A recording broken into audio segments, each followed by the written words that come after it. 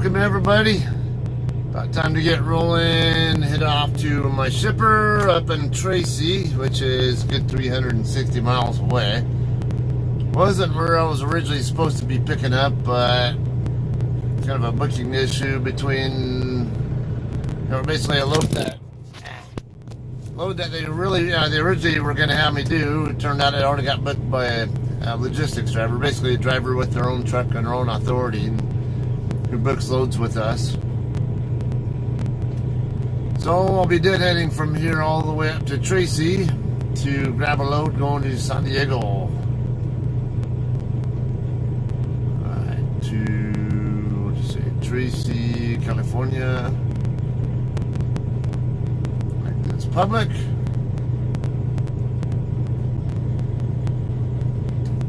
Alright, Qualcomm firing up.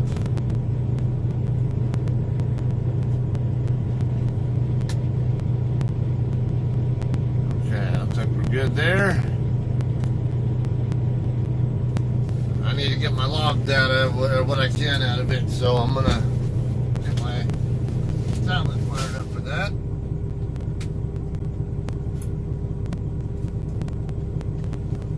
And it's a little chilly out there,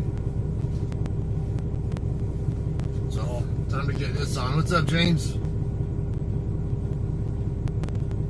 Must be watching both myself and Cody. I know you were on his stream also earlier.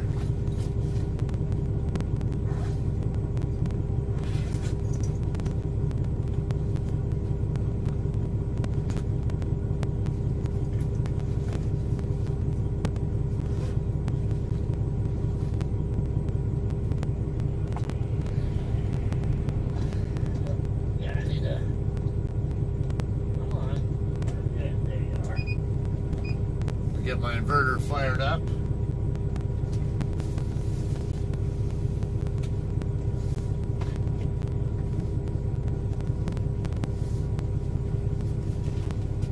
I never got around to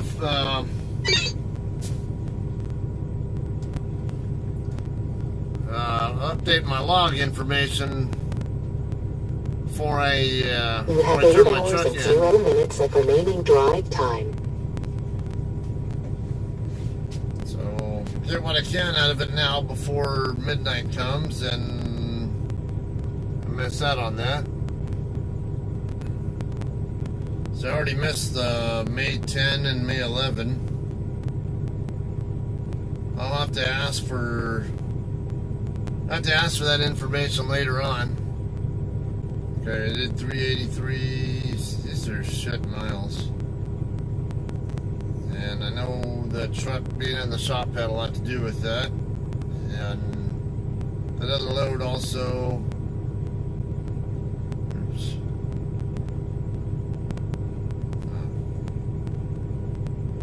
That's 6 hours and 14 minutes.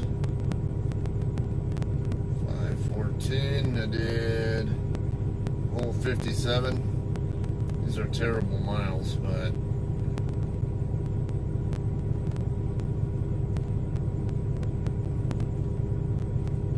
Not unexpected, and I guess it's not too bad considering I ran a lot of miles in April, so it helps. Alright, 519 I won't do. I'll have to see if maybe a shake can hook me up with the information I need, or I'll have to get with Tracy from our logs department tomorrow.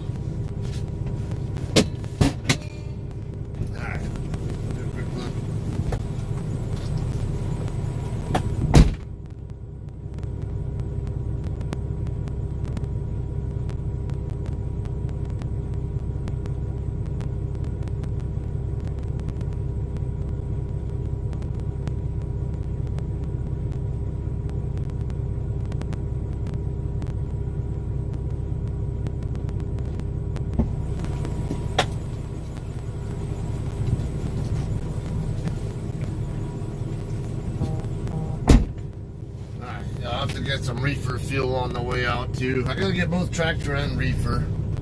So I'll stop at the pilot here in Hesperia. on the way over. I'll probably go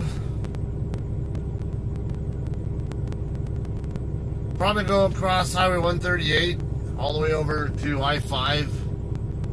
I thought about taking Highway 58, but no, it's kind of half and half.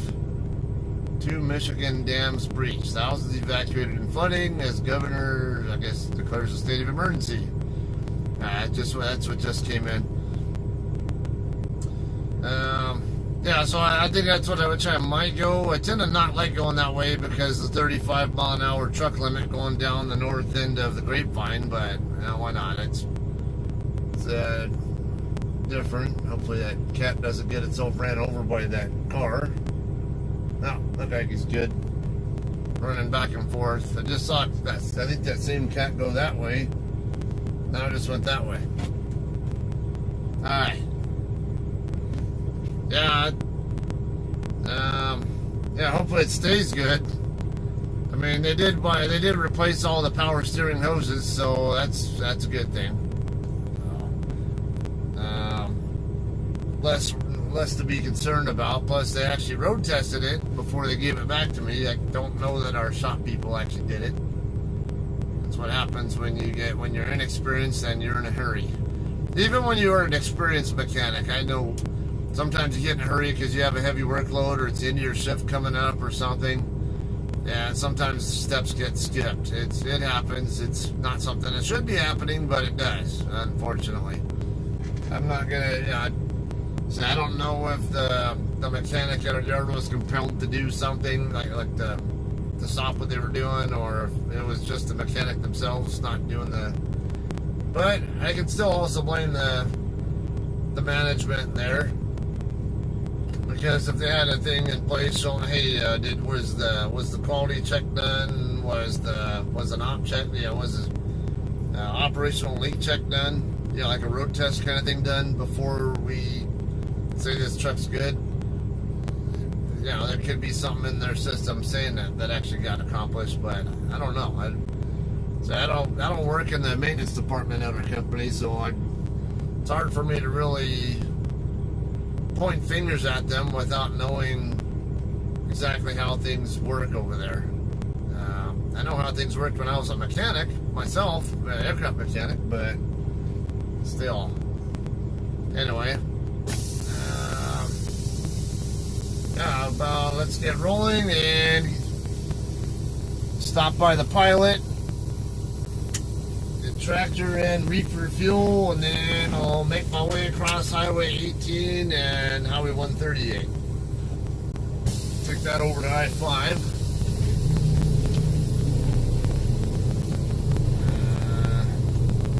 Get my gauges set while I'm waiting on the brakes to completely release.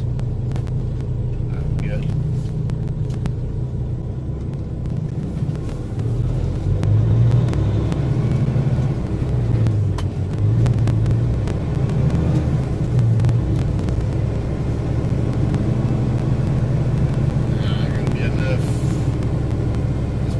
Nice enough where I can do, I don't see anybody coming, so I'm gonna cheat. Not supposed to do this, but I look carefully, nobody's coming in any direction, so a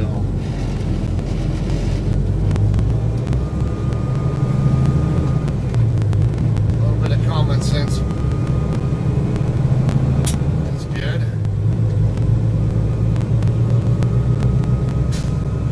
I can use a windshield cleaning too when I get there.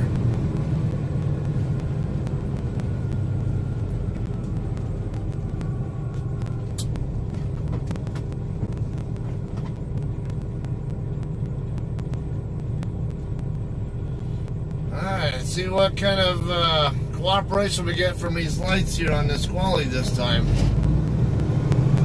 Don't expect much because they never are nice, but can hope for the best, expect the worst.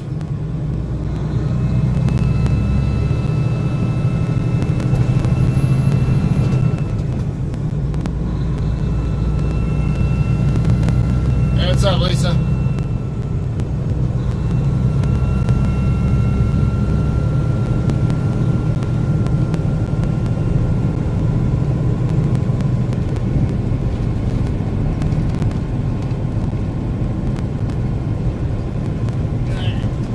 Didn't get a lot of sleep, but still got a little bit. At least a nap, which helps a lot.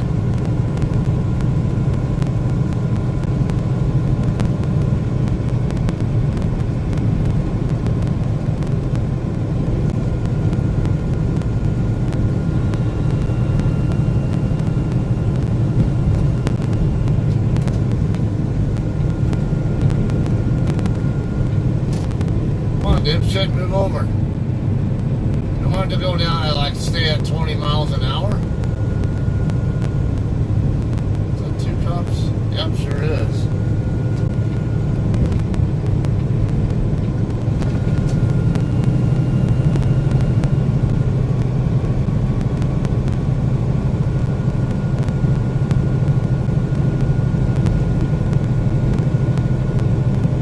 About 360 miles. Oh, it might be a little, actually might be a few more miles because I gotta go to the pilot to get fuel first.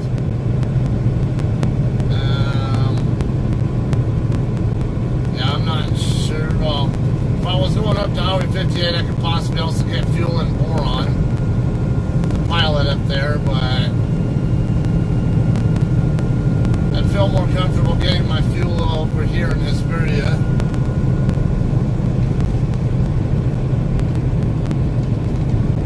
Then I'll know that I'll be able to make it to, with what I buy there, I can get all the way up to Tracy for my pickup.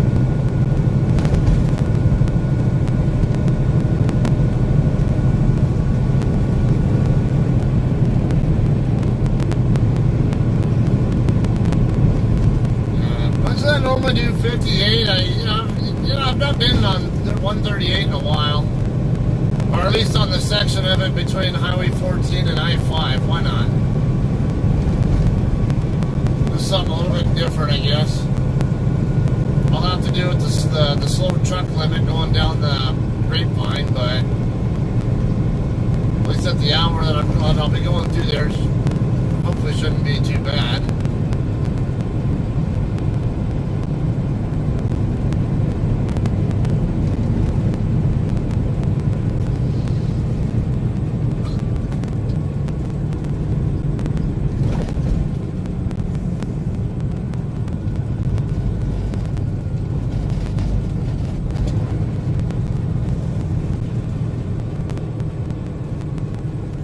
Have actually been fairly cooperative. I know this one won't though. The green arrow on this one likes to stay green for a long time for the other side. At least usually I see that. And it looks like it's still the case this time.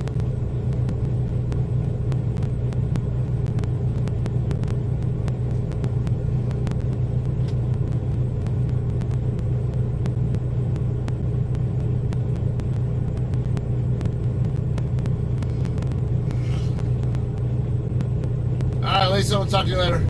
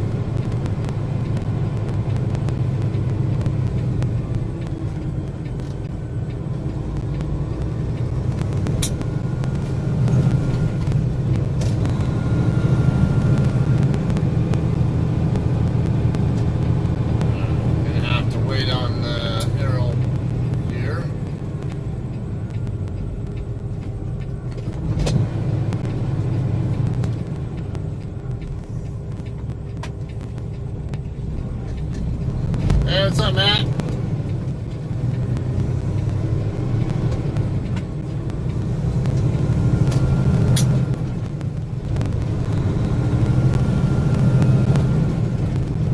So you got about 25 or so days left, 24, whatever.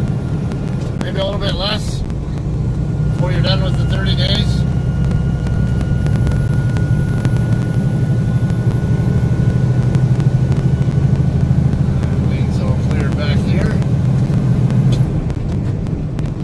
Pretty nasty looking clouds over here. Look like we could get some rain over here before long. Well, I've got clear skies right over me, but maybe on the other side of the pass.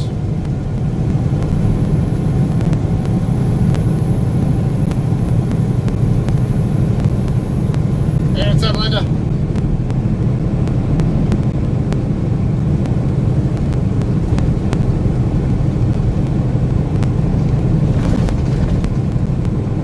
Marcos.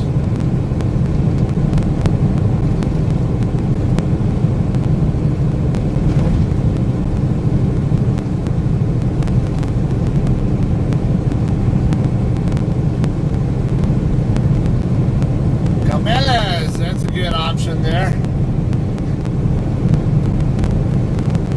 Because usually when there's the Cabela's, there are other places nearby also that are like restaurants and stuff. Which Cabela's are you at?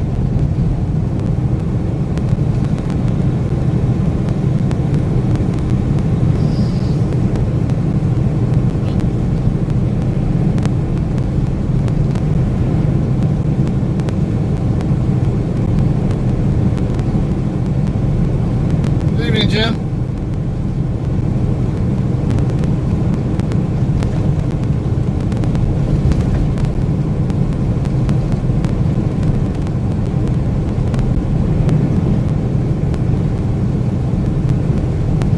Windy here.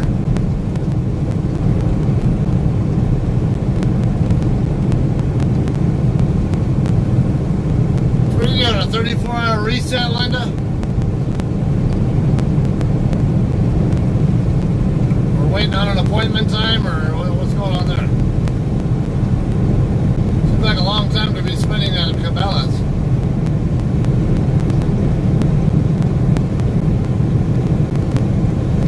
77 at the Carolina borders, okay.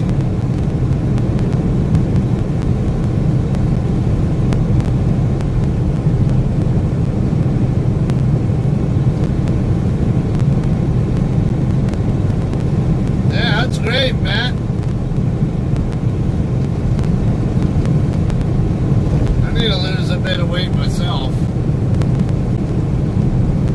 Coming home, but having my wife always feed me just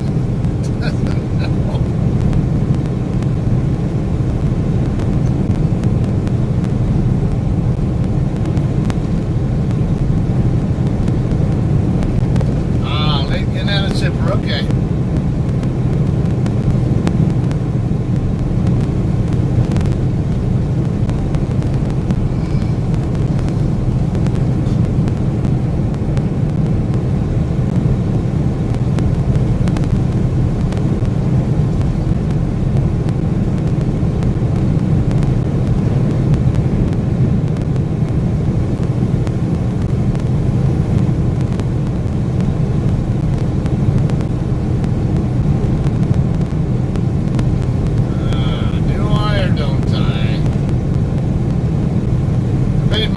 Try to pass this guy because my exit's coming up right after this one here. Now I'll just kick back behind him. He's only going a mile an hour less than me.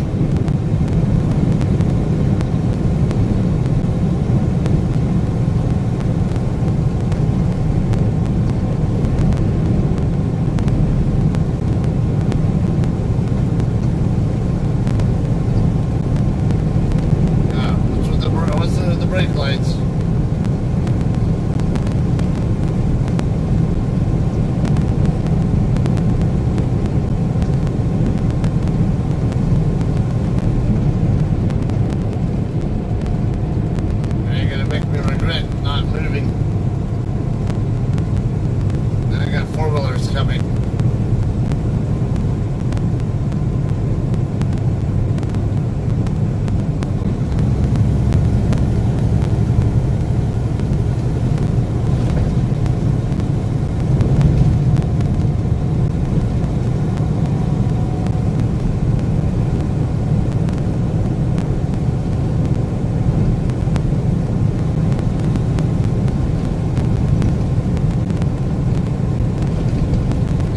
carb fan also.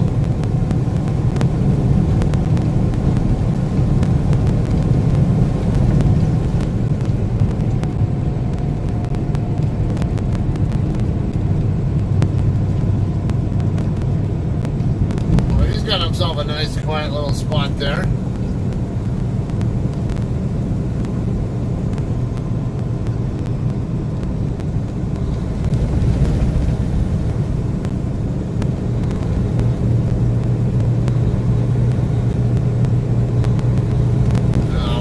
Big line are we going to have in the fuel island here at Pilot this time? At this hour, I'd expect pretty busy.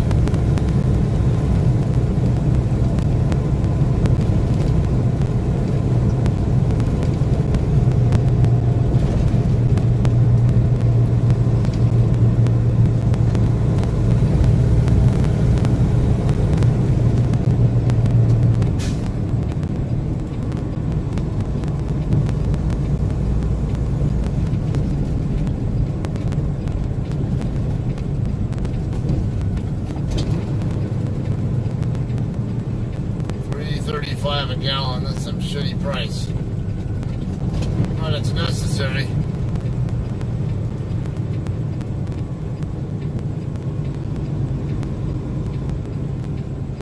Hey Della, how you doing? It was my power steering fluid leaking out. I had bad hoses.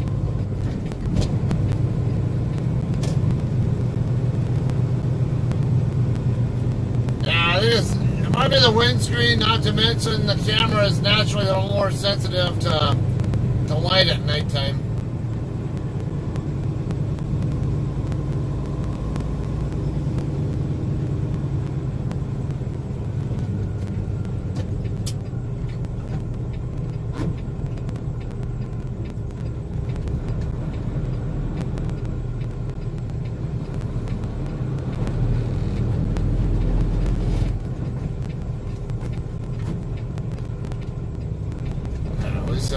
The first truck there looked like he's going straight to parking.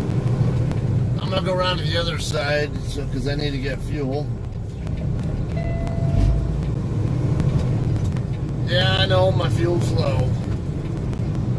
Also looks like my truck might be regenning. These guys are both going to parking, more than likely.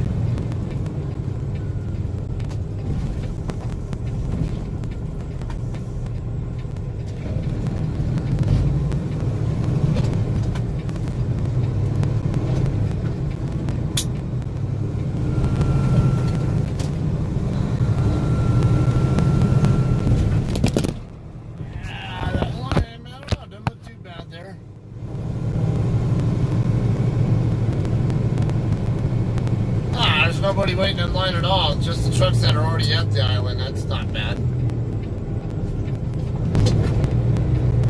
Not what I expected at this hour. Is this a JCT right here? Yes, it is.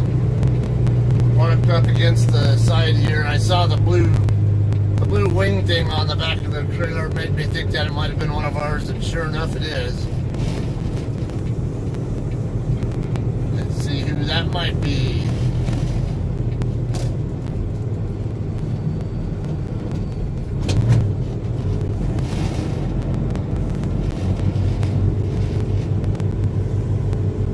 Oh, that's a contractor.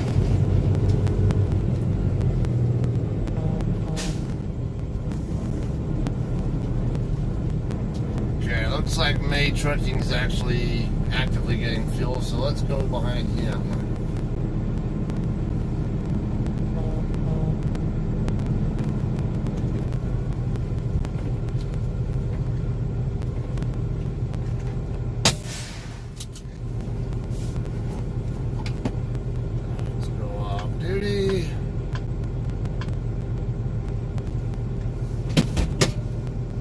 Apparently rejetted.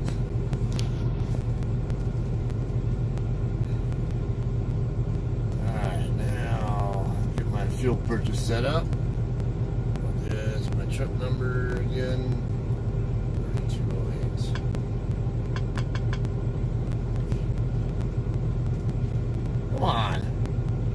out of here. Give me back that screen I was on earlier. Stupid app.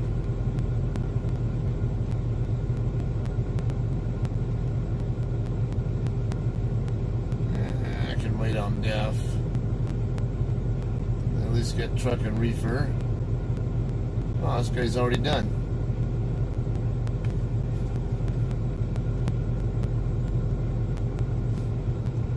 032.8.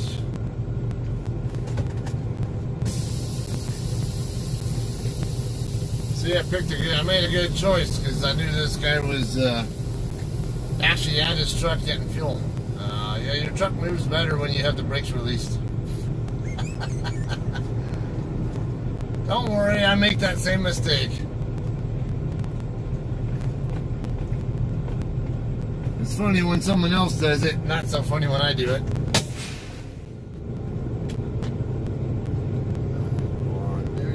Come on. You have 7 hours and 36 minutes of remaining drive time. Okay, no product.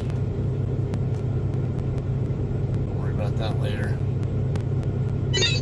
A new message has arrived. Remember my damn code, you stupid app. Finally.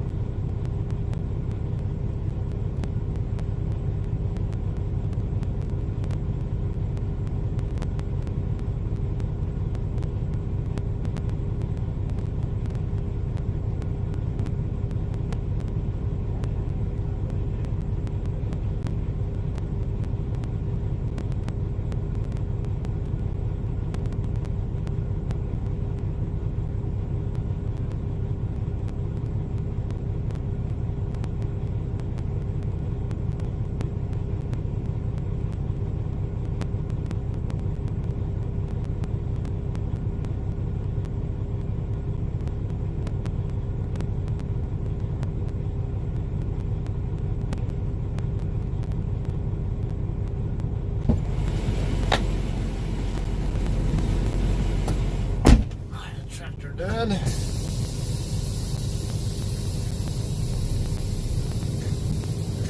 Reefer. It's good.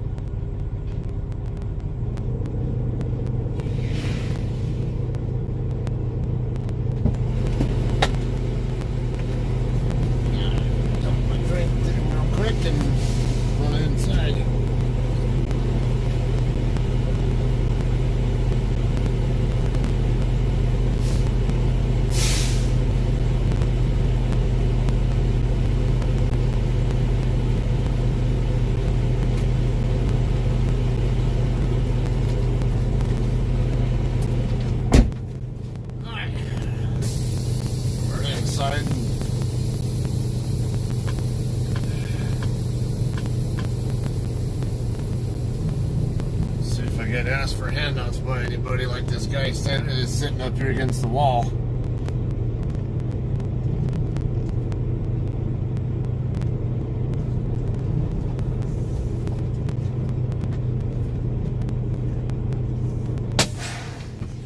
Do that.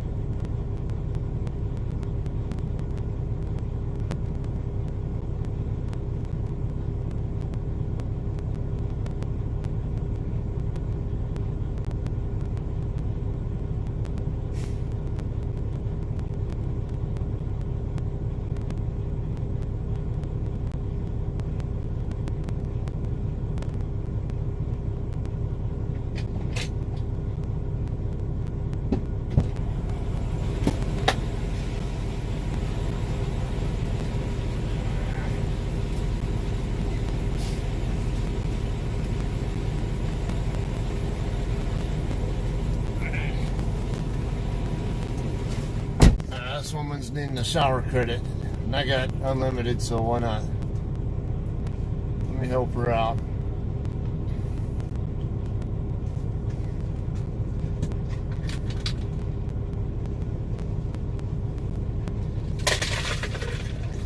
Nice looking boxer she has. Get out of here. Service shower. Oh, looks like 5 guests in mine now.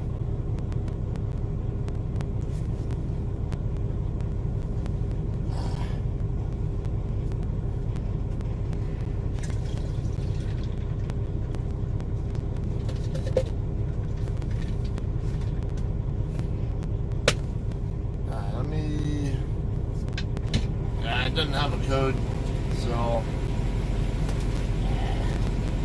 since no showers are available yet, I'm gonna let her know I got one reserved, but I don't know if she can get the code.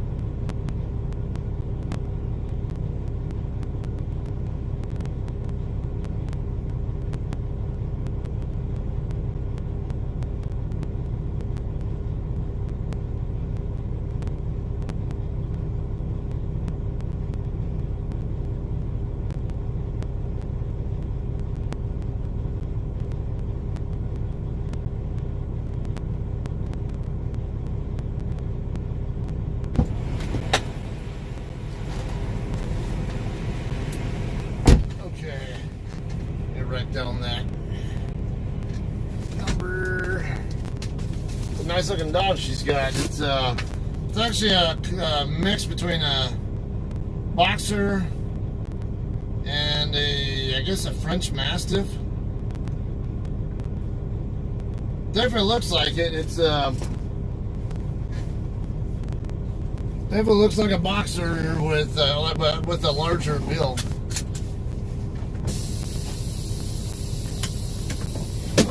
Get out of here. I'm going to keep the pilot app up for now until Averett's coming out.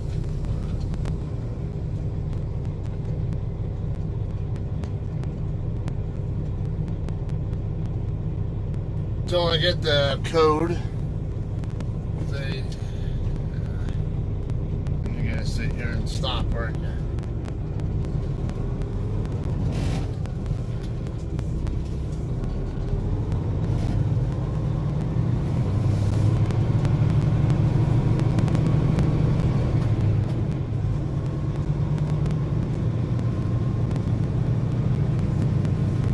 So we're gonna hit up US 395 up here to right by where the Victorville and Adelanto border are,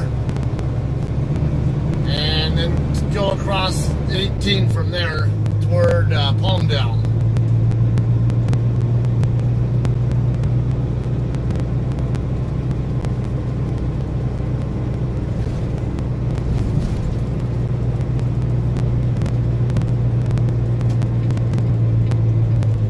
Hopefully the view is better for you guys now with the windshield being cleaner. Otherwise, I'll mess with the lens later. I thought I wiped the lenses when I started the stream.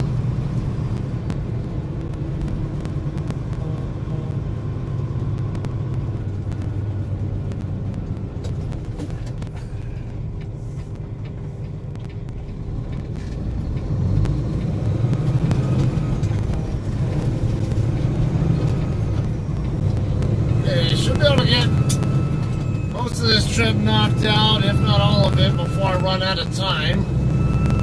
Hopefully I don't run out of alertness where I need to sleep. See how it goes.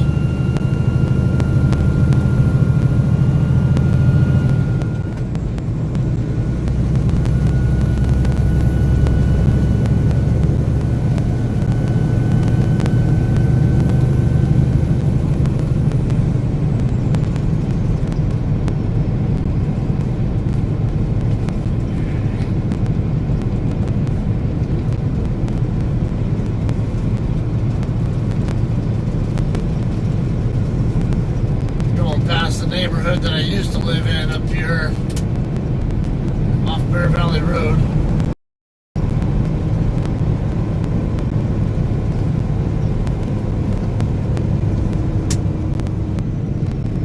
You can also go across Main Street here, but I don't know if it's really technically a truck legal route. I think it can be done. I just don't know if it's really. I know it's friendly enough for a truck. It's just not a designated truck route. So I've never tried to take my truck through there. I've driven my car through there several times because we like to go hiking over there in the mountains over there.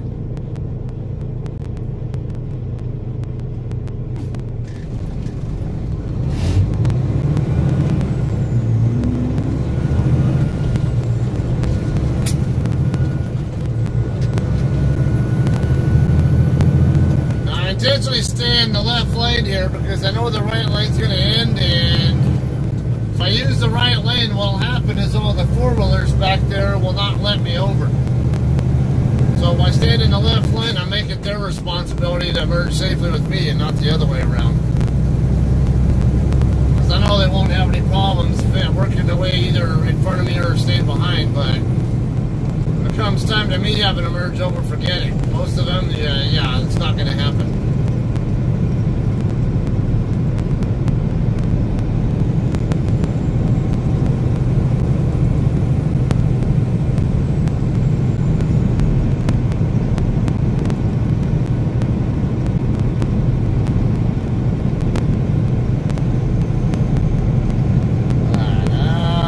Back to the screen because don't know that. I think it'll pop up a notification anyway when the shower is ready.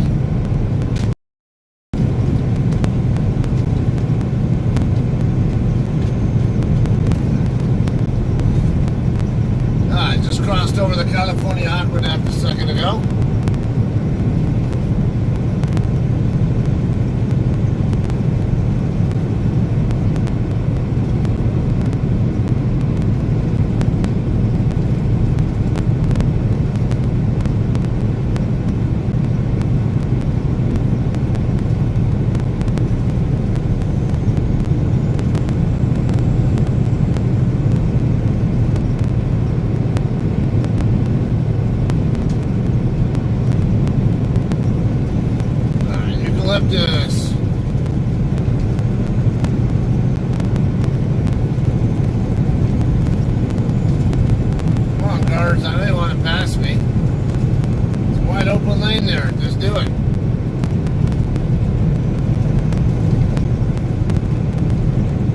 my way when it's time for me to get back over.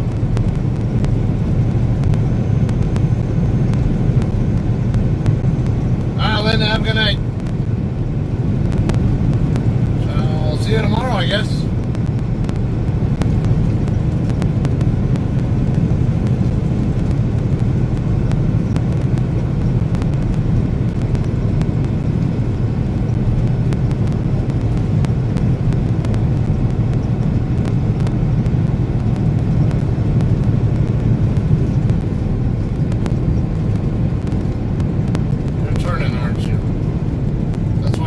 Down even before the light turned yellow, or you just expected it to turn red. It's Bear Valley Road. Used to live in a neighborhood just off of this, off of here. Come on. See a couple of trucks parked over here at this Shell station.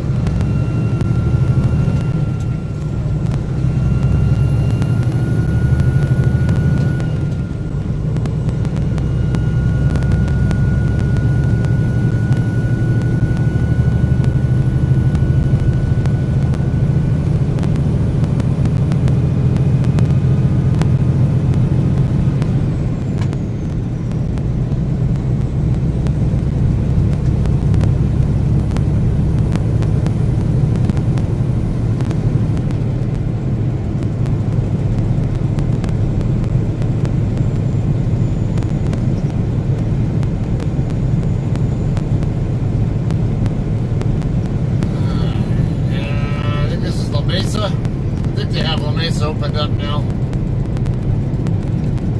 Used to not be a light here, but I think, yeah, it's La Mesa. And it'll be Luna and then Highway 18 or Palmdale Road.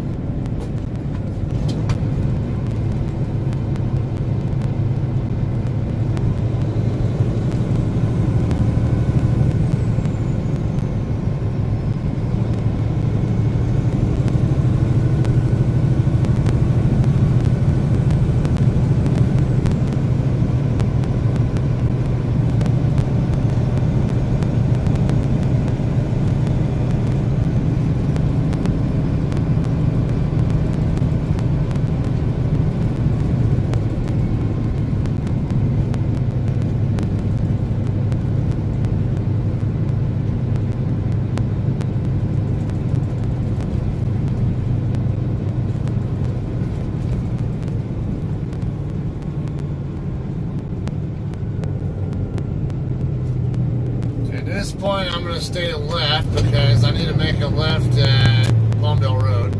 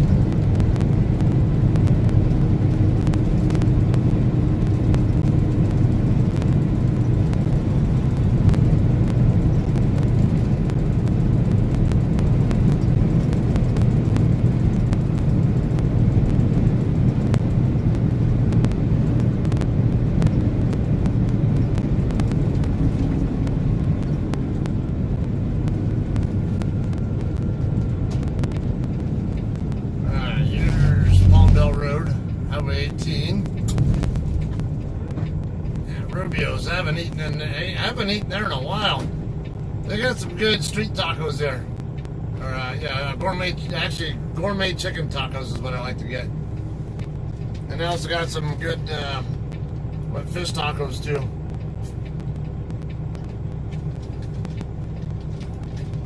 They got some roasted chipotle salsa there. Oh man, it is so good.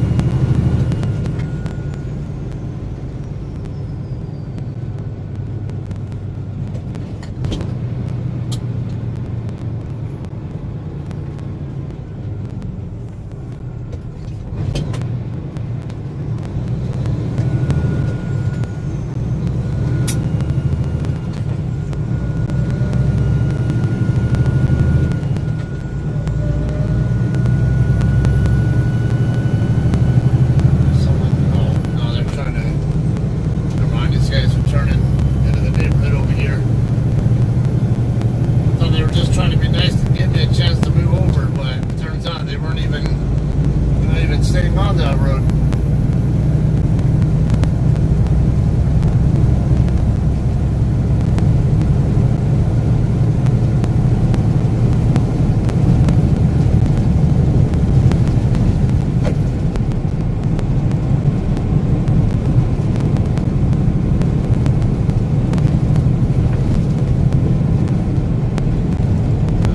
Backing off here for the light.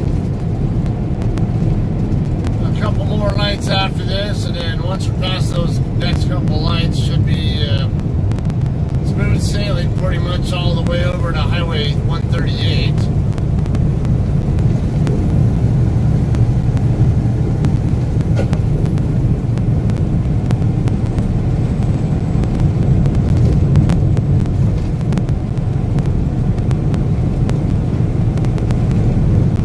Yes, we're gonna make the light turn red on me.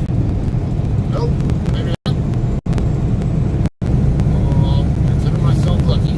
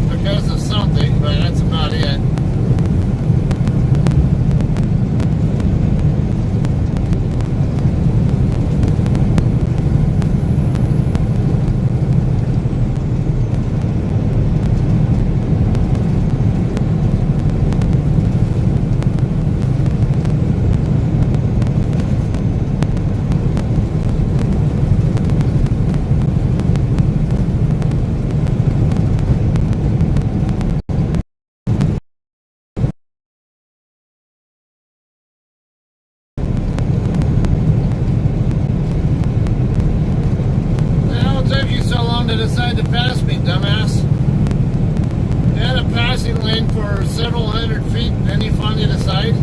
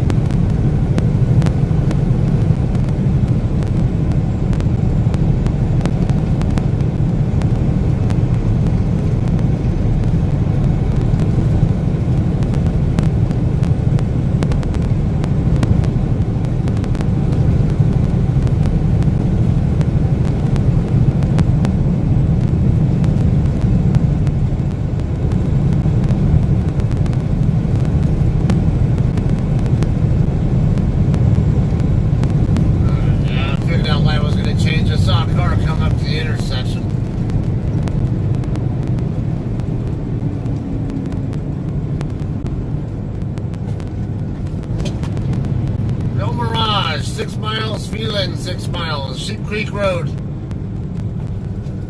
this is Highway 18 westbound going from Victorville toward Palmdale.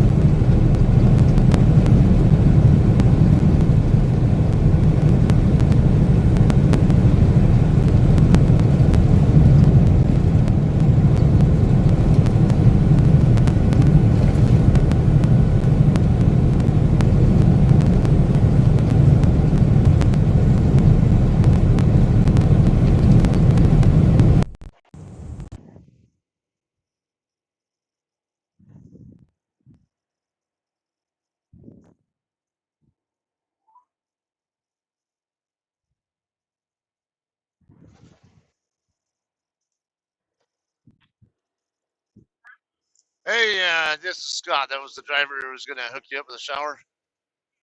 Yeah, I don't know if it's still in queue. Do you still see 168 in queue? Because it's on my app. It's not.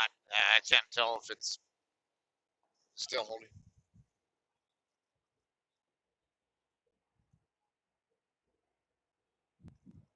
Okay.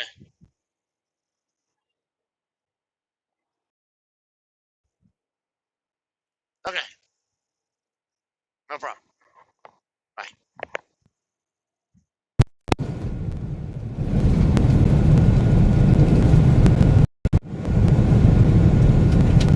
Okay, apparently the girl has the Victorville area phone number, but how with that area code, I don't know, because that's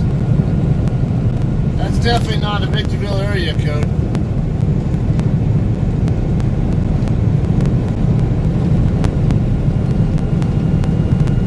Oh, alright, that's her calling me back right now.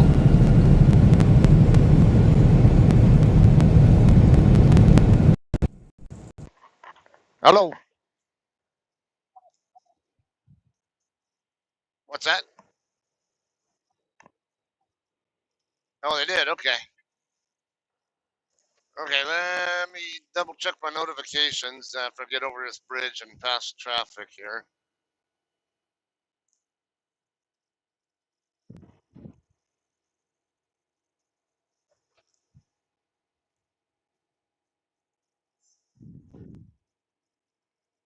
This road is bumpy.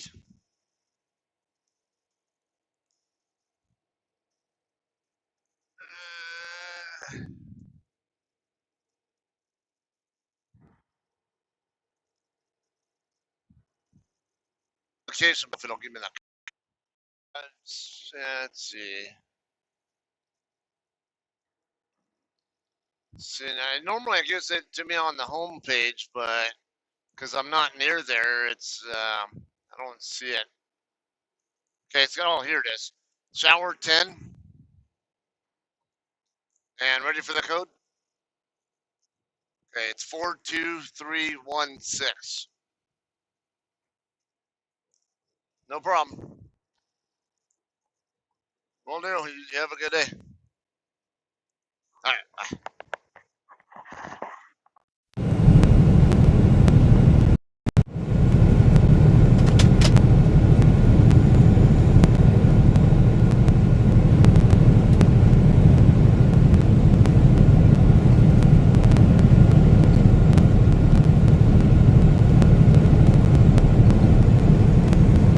Can't figure out what the hell's 442 area code. I thought it said Victorville, but Victorville 760.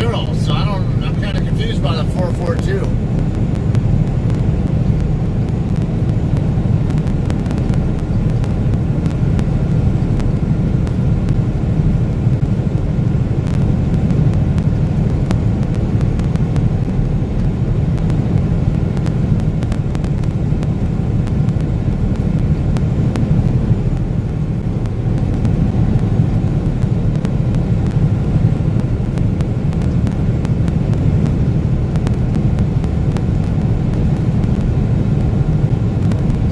Overlay area code? What does that mean?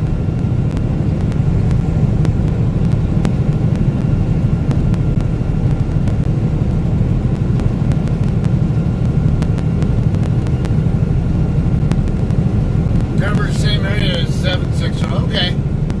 Yeah, because when I called it, it did show that it was from Victorville, which is where I'm from, but I'm like, how the hell's it a Victorville number? Weird.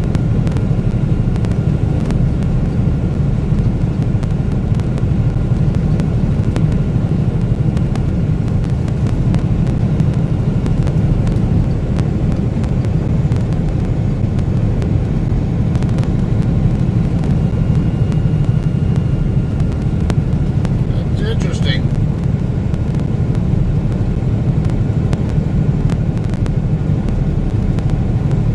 Alright, see some of the lights of basically like Lake Los Angeles, Llano, and all that up ahead.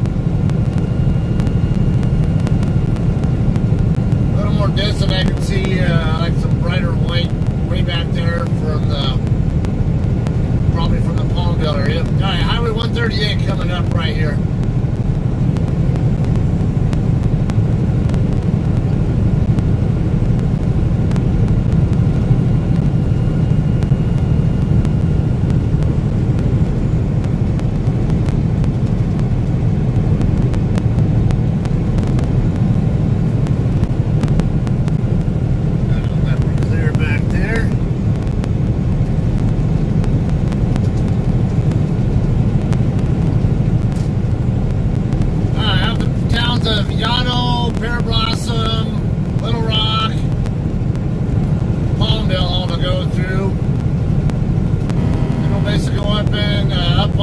Highway 14 into Lancaster, and then then continue west on 138 from there.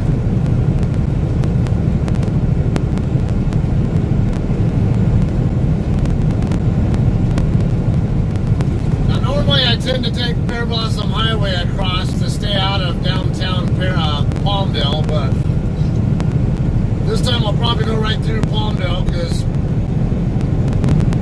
construction on Pear Blossom Highway kind of gets on my nerves sometimes.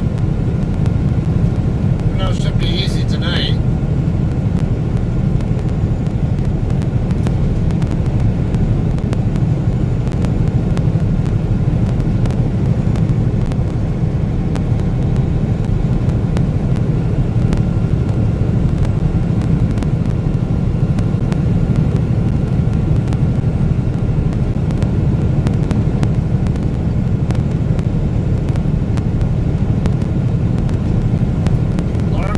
Road.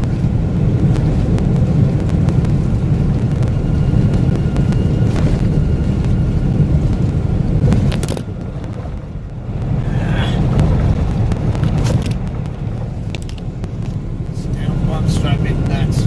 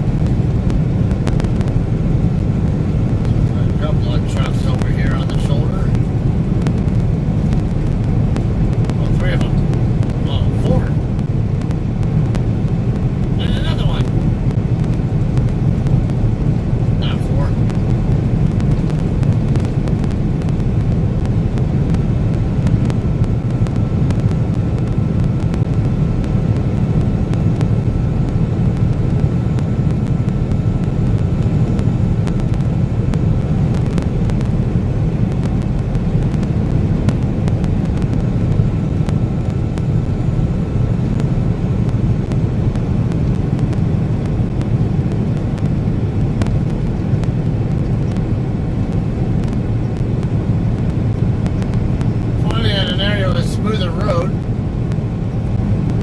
What it is, biatch. What are you doing on your 30-minute break or something?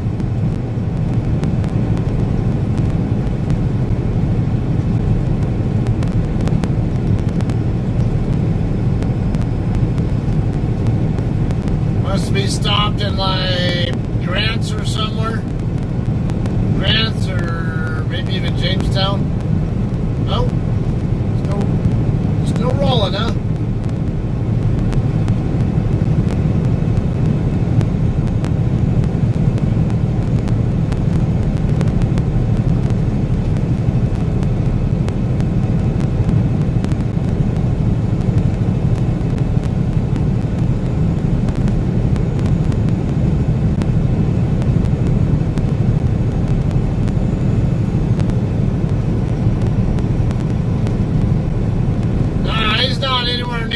When I was watching his live stream earlier, he was still in.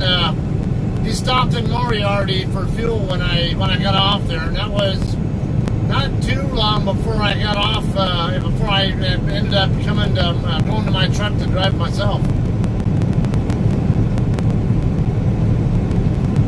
He's on his way to Kingman, but it's going to be several hours before he gets there. 165th East. Goes up to Lake Los Angeles.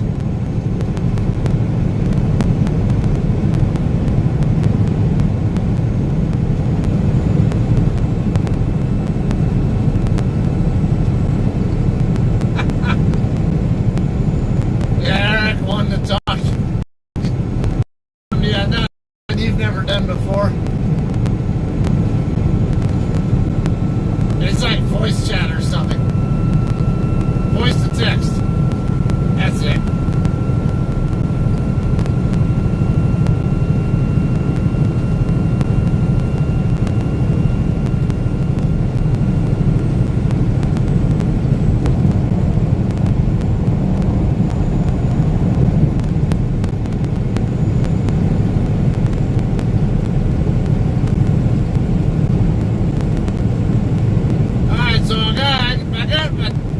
Most of the backing footage off of my dash cams, or at least, well, I still need some more footage that's saved temporarily to my interior camera, the SD card. Well, I should be able to work on that sometime tomorrow. But I already have a good, I think it was six backings already. Completely done recording, like compiling and all that.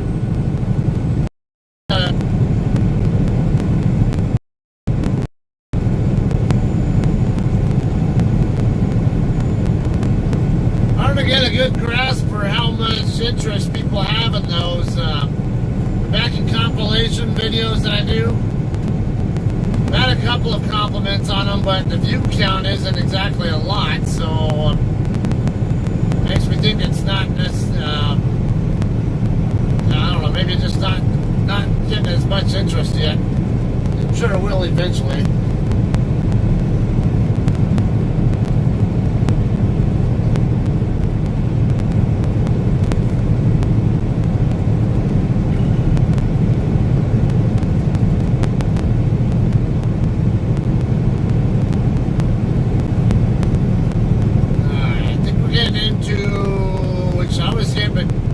I was getting mixed up between Little Rock and Pear Blossom.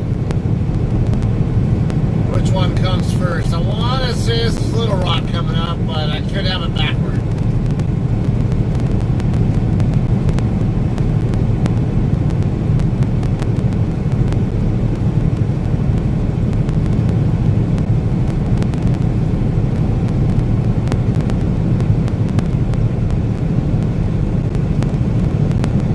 We got 136th Street East. And drop down to the 30 zone. I mean 50 zone, whatever. Yeah, good enough.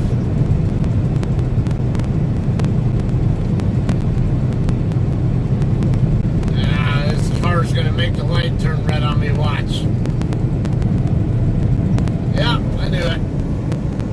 Devil's Punch Bowl, natural area. Man, I gotta go hiking there again. It's been a while since I've been there. It's Longview Road.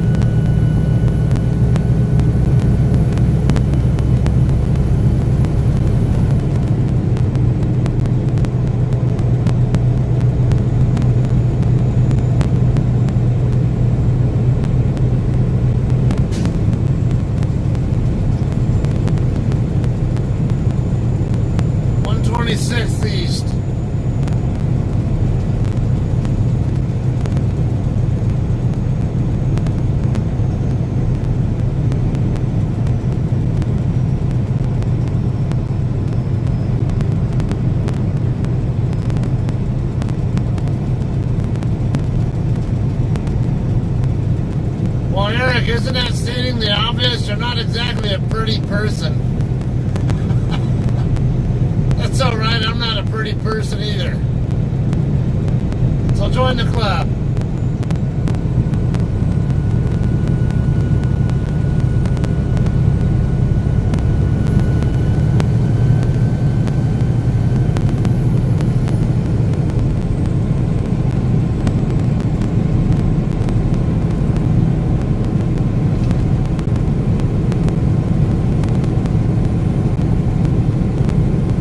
Where's this intersection? 116th East.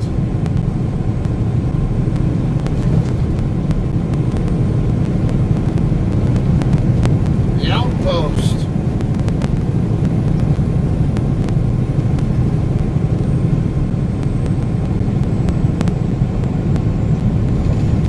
See parts of Palmdale up ahead now. Oh, still got Pear Blossom, I think, or I can't remember. I think that was Little Rock I just went through, and then Pear Blossom's next, or let's say I might have it backward.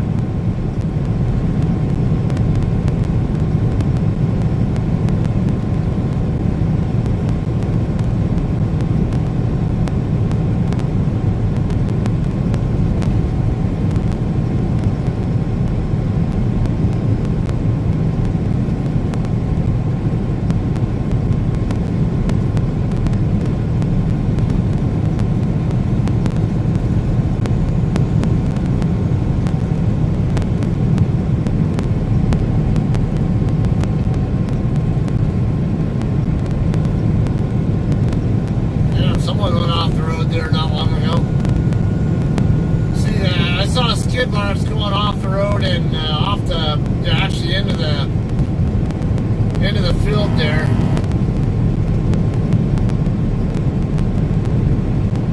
.106 East and Juniper Hills to the left.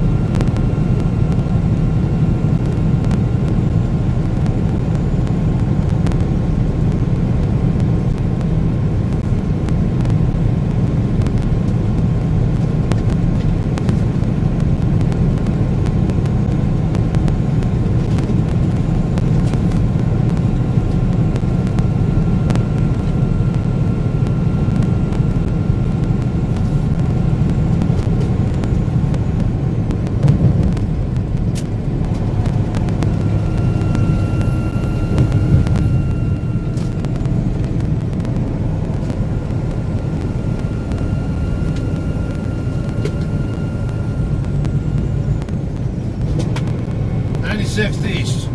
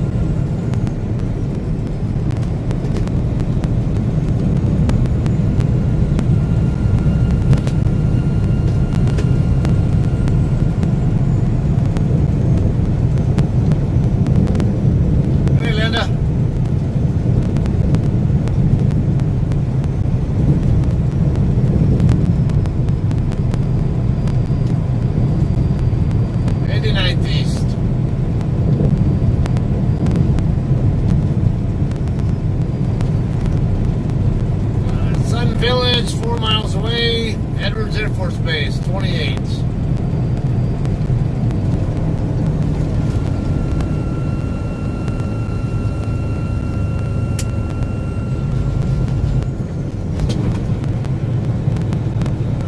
Got the barbecue place up here. I forget the name of it. The jerky and barbecue, whatever hell place. Trying Charlie Brown's, that's it.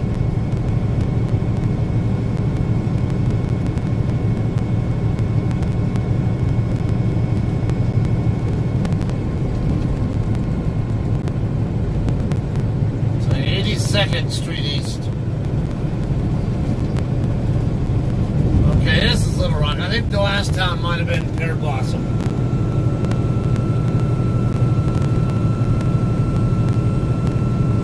Yeah, I do tend to get Little Rock and Pear Blossom mixed up all the time.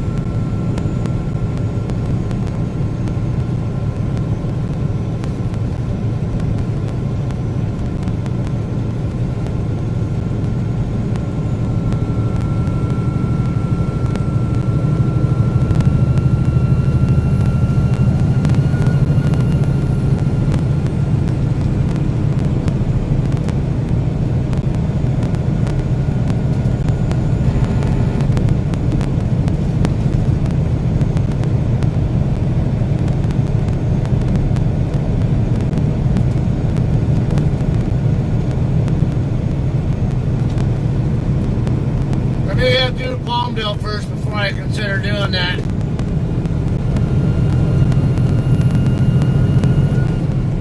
Because I'm going to be going right through downtown Palmdale.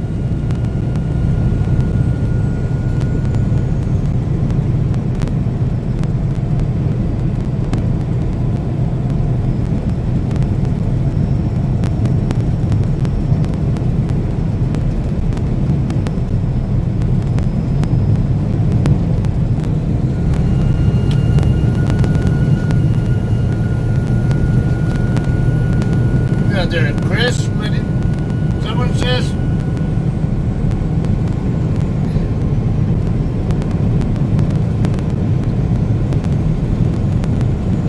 Well, a little bit of bumpiness here. I think it says Chris Medina or something. How you doing? All right, Palmdale, 125,000 people.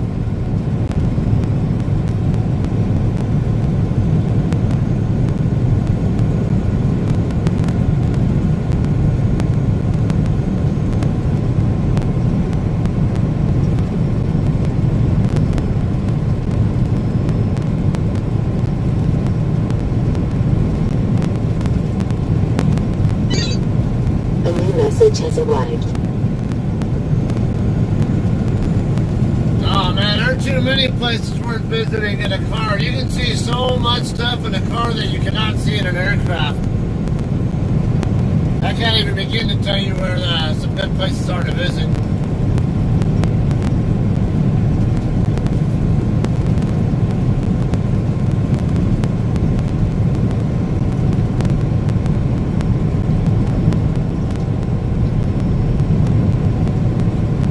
But if you like haunted cities or whatever, Charleston, South Carolina has got a lot of haunted history. They even have those tours that they do downtown where they take you around town and on foot and they tell you all these haunted stories about certain places there.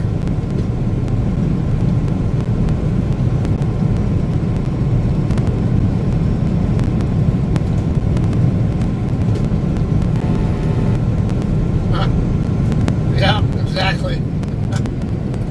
Alright, I think it's Pear Blossom. Yeah, Pear Blossom Highway here. Normally I'd turn left here, but I'm going to go ahead and go straight ahead. I just don't feel like dealing with construction over there.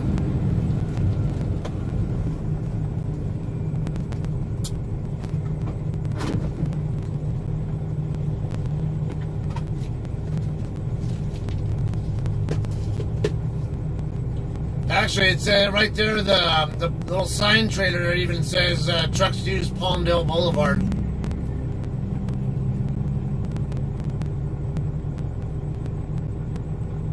Well, let's say at least alternate route. Like, yeah, duh, that's what I want to do. I know the area. Used to sometimes deliver to the Walmarts over here in Palmdale.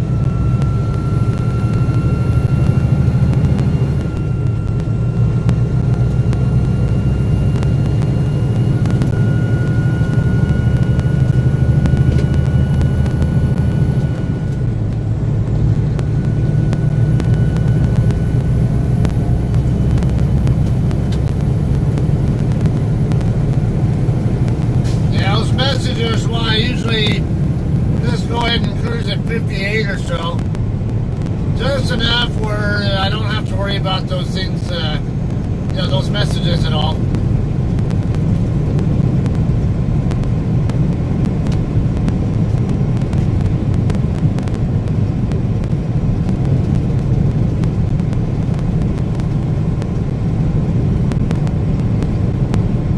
Yeah, we'll get slowed down a pretty good amount here though. Just, I've been going right through downtown Palmdale.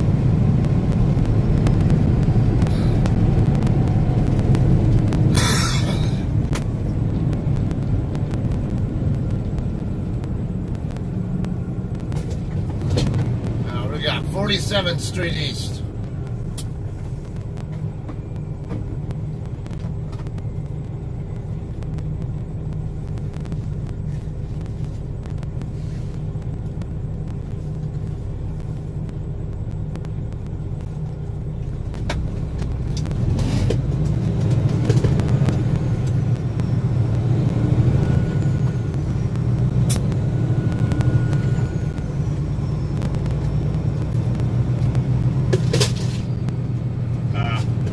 Yeah, that's not supposed to fall.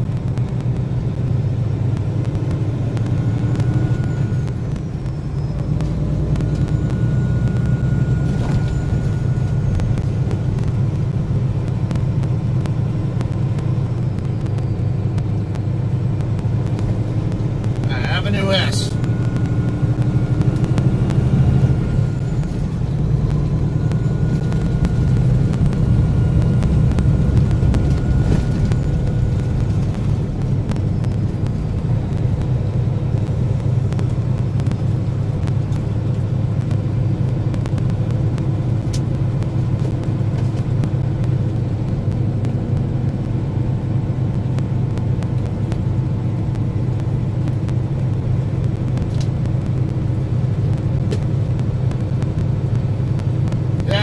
Chris, actually, I used to have a girlfriend who lived in Garden Grove. Actually, she might still live there. I don't know. Now, I think she lives in Irvine, but yeah, I spent before I got into trucking, I was an aircraft mechanic at March Air Force Base, and I lived in Riverside County almost the entire time I was there. And I used to go to Orange County all the time. As a trucker, I've only been that way a couple of times. Usually over into the Irvine area.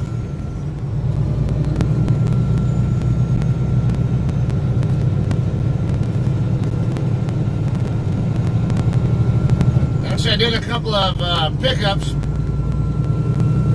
right there in Anaheim when I was with the previous company. Yeah, there's a Coca-Cola facility there in Anaheim.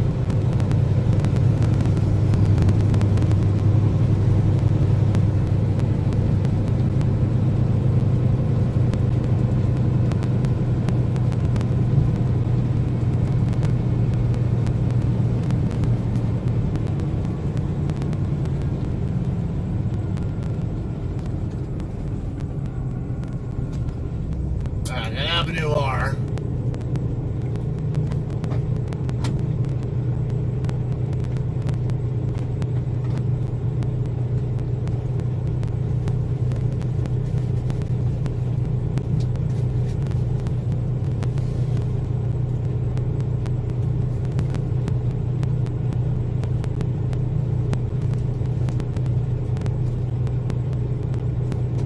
Yeah, a good chunk of this route will be on I-5. Basically between the Gorman area or Lebec, whatever it is, and Tracy.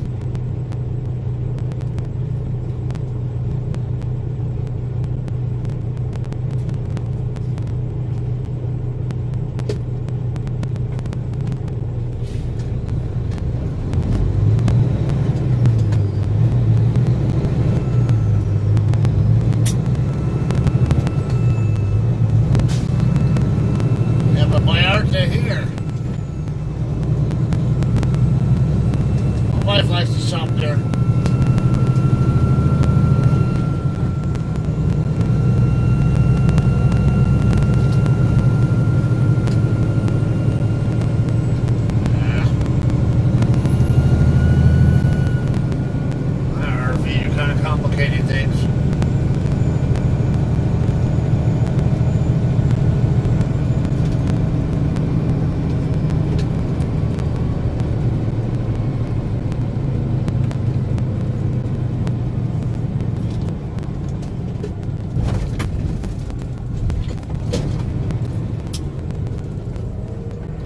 problem with roundabouts when cars do this shit.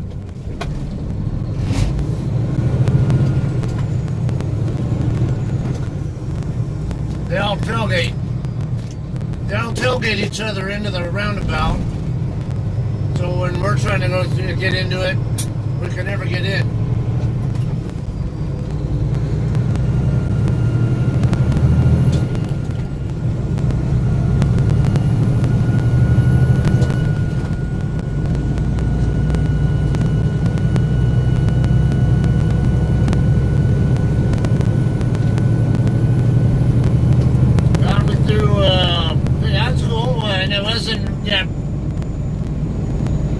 Most of the time people find me through that double blindside backing video that I did in Spring Valley, down there in San Diego County. To LA to Riverside, yeah, it would have been a live stream then, I assume.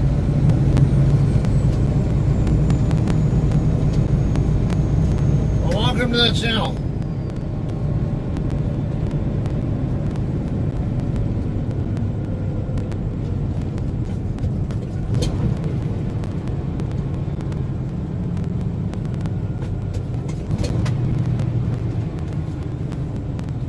Got 40th Street East.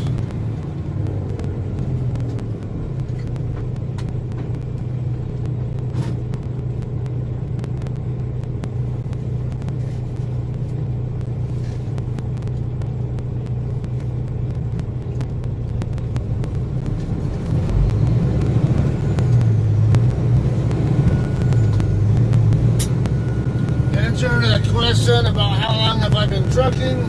I've been at this for just over 4 years. Not the most incredibly experienced driver in the world, but I guess experienced enough. Never stop learning though.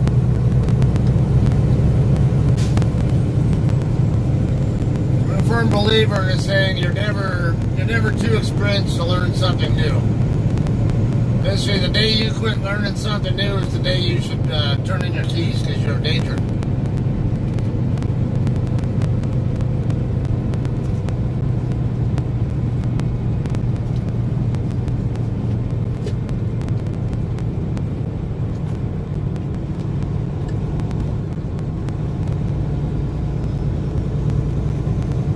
Yeah, so for the last couple of years, a little over 2 years now, I've been driving for John Christner Trucking, or as we call it, JCT. The 2 previous years, I was with CR England. I was in the Walmart dedicated fleet over in Colton for almost half of that.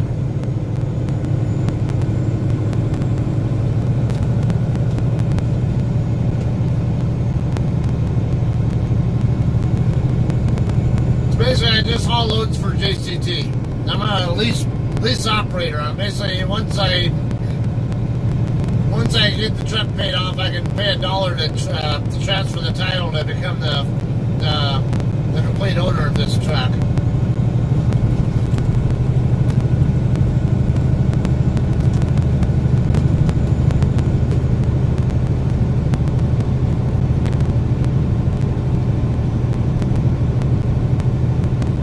Overall, I like it quite a bit here.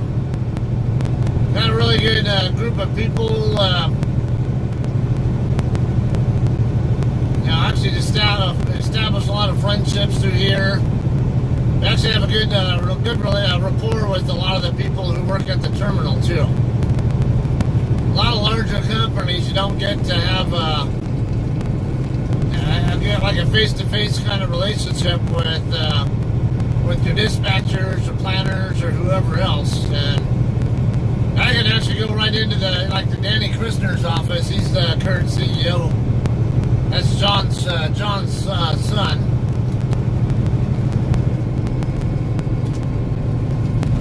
I can go right into his office and say what's up and chit chat with him if I wanted to.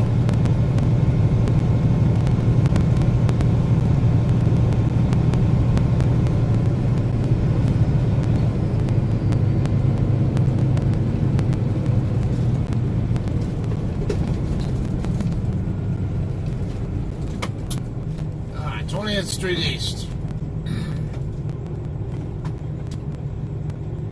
like I might have to move to the left. Yeah, something going on.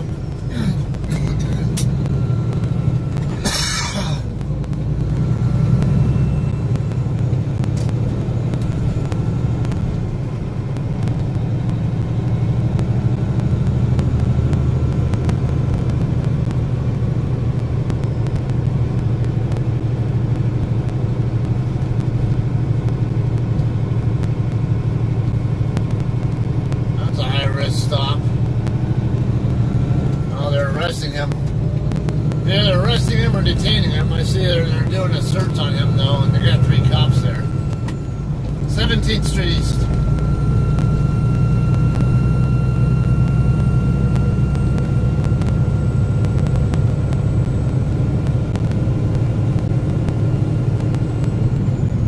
Yeah, Highway 99 goes up from Wheeler Ridge.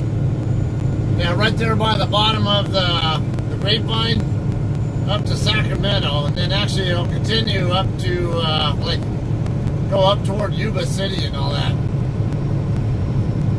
All right, have a good night, Japes.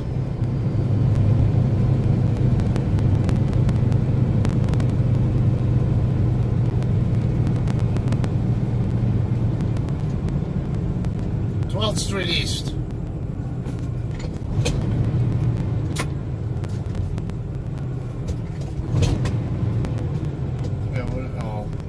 Still got 13, 12, 11, 10. I love these crosswalks that have the timers on them. 6, 5, 4, 3, 2, 1, 0.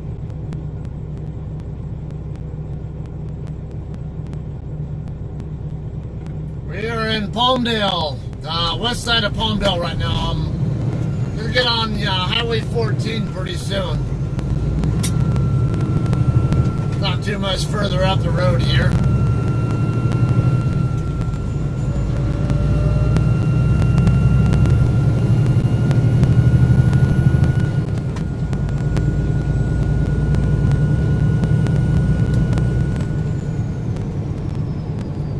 What's this shit? There's a lot going on here.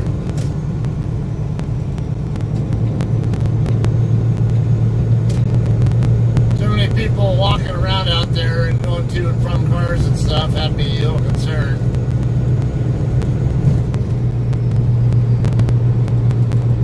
Ninth Street East.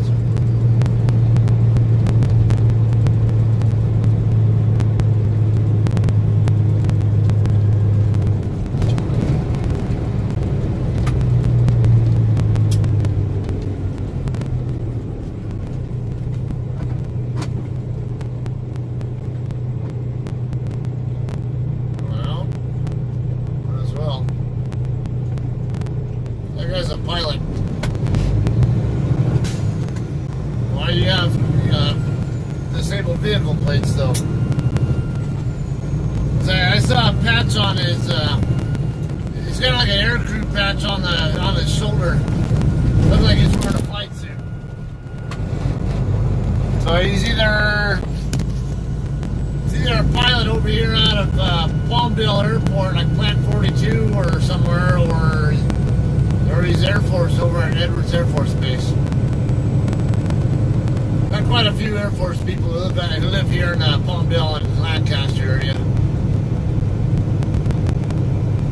But Edwards does not have a lot of active duty personnel there anymore. They used to, but it's a lot more straight civilians there now than there used to be.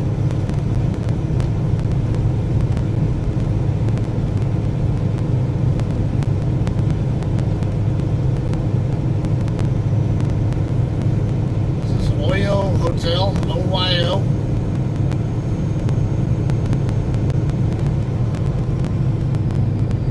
I got Highway 14 coming up right here. Just on the other side of this curve.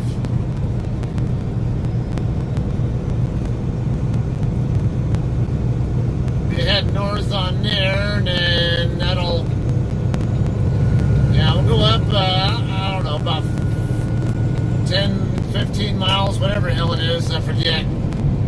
then get back on to 138 from there. I can also take 14 all the way up into Mojave, take 58 across through Tehachapi and into Bakersfield, but I'm going to go ahead and do 138 this time. Though you guys know I do tend to prefer 58.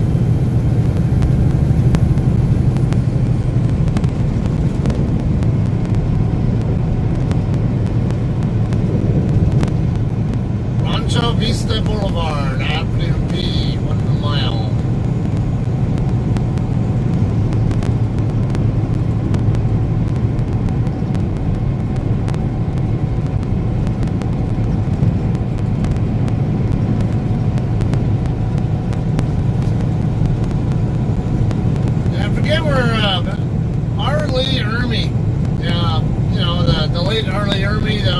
The drill sergeant in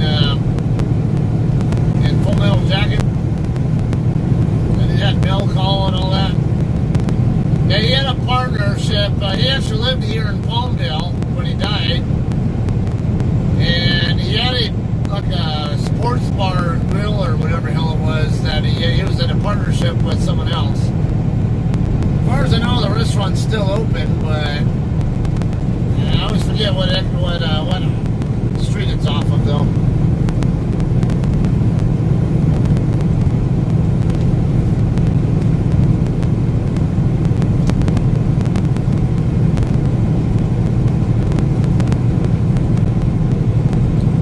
What did they call it? It wasn't Boomers, was it? I think it was... I forget the name of the place, but... Yeah, and then they also named a street after him here after he died, too.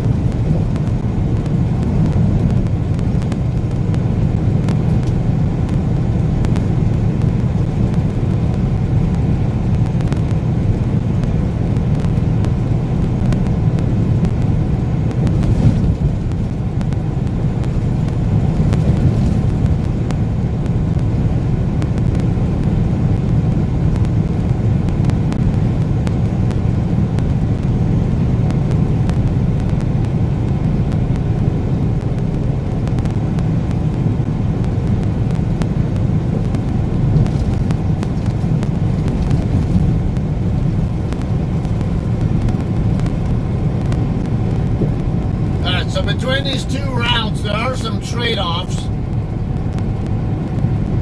If I take 138 across to 5, I'll have to go down the slow part of I-5 where it's a 35 mile an hour truck speed limit going down the north side of the Grapevine.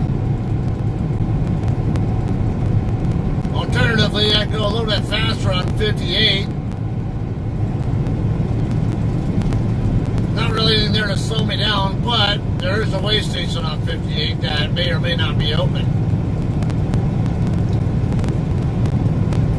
Whereas if I take 138, I won't hit any way stations until I get up to Santanella.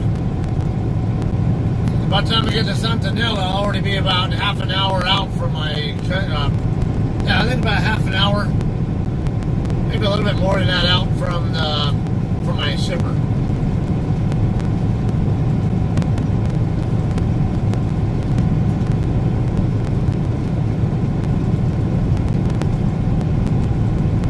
Avenue Inn as in Nancy or November.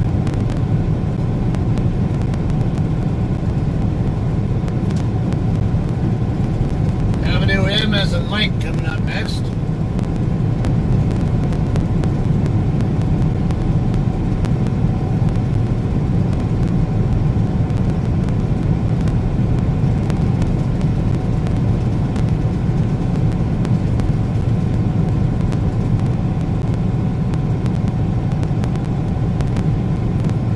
Do other things besides trucking as far as making money is concerned, or for hobbies, or I have quite an interest in stock market. I trade futures contracts mostly, but I also analyze the entire S&P 500. You can actually come up with the estimated value of the index at any time based on what the earnings data tells me.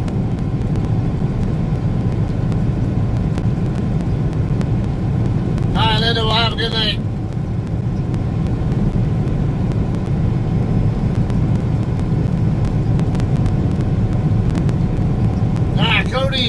still on here. If you want to give me a call, or you want to get on the air, or whatever, you're welcome to. Usually some good entertainment there.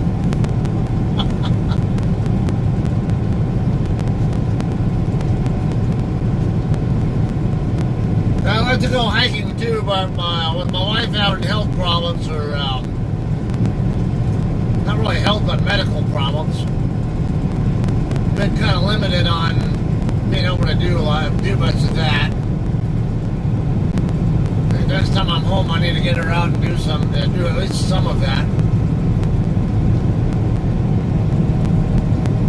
We like to go hike on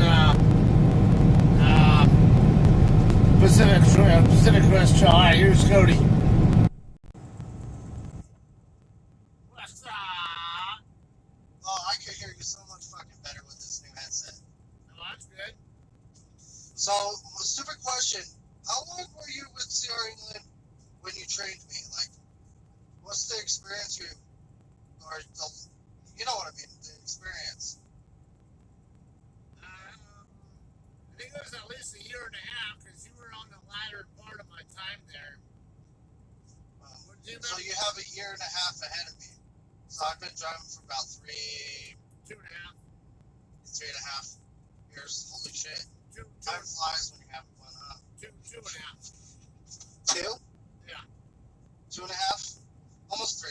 But still, that's a lot. Do you remember what month you started? Say what? Do you remember what month you started? No. That's why I was trying to base off of you, because I know you only had like a year or 2 ahead of me or something, or under your belt when you were training me. So I already had about 15 months under my belt before I started the Walmart fleet, and I was in the Walmart fleet for 9 months. I remember. I don't remember what month I started on your truck. Wasn't it like? I don't freaking know. I think it did like February or March or some shit. Sorry, you cut out what? I keep thinking it was like February or March. So about, yeah, because a week later after I graduated from CDL school, I found you. I don't even know how I found you. Was I just like walking through the halls and I was like, hey, you a trainer? No, I don't think that was because you graduated. You went to their Salt Lake City school, I think, right? Yeah. What it was, I think I dropped the trainee off there because I kicked her off my truck, if it's the one I'm thinking of. Mm-hmm. And I needed another trainee, so I went to the placement coordinator there and asked if they had someone else I could grab, and I think they said that you were available. I remember coming up to you and asking you if you needed a trainee. I wasn't assigned to you until I met you in person. But also I didn't get on your truck right away. You were finishing up with Paul at the time. And then you told me to go home and wait a week, and then you came back and picked me up. Yeah. So how far is Tracy from Victorville? 360 miles. So you could go home tonight after you're done delivering that load, right? I'm going to Tracy to pick up a load. Oh, you're going to Tracy to pick up? Yeah, I was going to San Diego. Oh, so you'll be sleeping in your truck tonight. Correct, yeah, it's too far to go to Tracy and back to the house anyway. Well, it is about like 700 miles. Yeah, that's 720, and I'm not even doing 60 miles an hour the whole time. Yeah, you probably barely hit like 630. If I'm lucky, yeah. I'd say more likely, maybe 500 I'll be fine.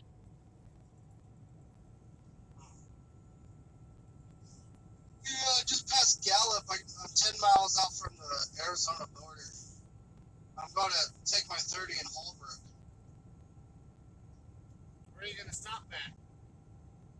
pilot. There's no pilot in Cobra. There's a. Hold on, let's see. The Flying J is in Winslow. Okay, hold on, let me. Cobra can got either TA or Maverick or over on the east side of Cobra can got. No, that's Joseph City. Well, I can stop at Joseph City. I still got 3 hours and 24 minutes on my clock. I probably could even go to Winslow if I. No, that's too far. We can actually go further. I was thinking of going to Winslow, but I can't. I won't make Winslow. Yeah, you will. With 324 or 3 hours and 24 minutes on my clock. Okay, so if you take 324, take 3 hours times 60, that's 180. Add 24, that's 200. We'll just say 205 miles that you covered. Oh. It's only 100. Okay, it looks like I'm going to Winslow. You're only 170 from Flagstaff. Right. Well, sometimes I'm not smart either, okay?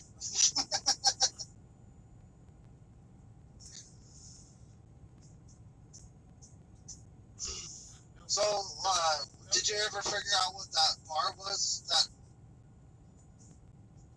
you were looking for in Palmdale? No, the one that Arlie Ermy was part owner of. I don't know. Yeah. I could Google it for you when I stop. Yeah, I don't remember if it was called Boomers or something else. I know it's over here on the east side of Highway 14. I think it's Boomers. Yeah, I want to say it was called Boomers also. Because I don't know, I could be wrong.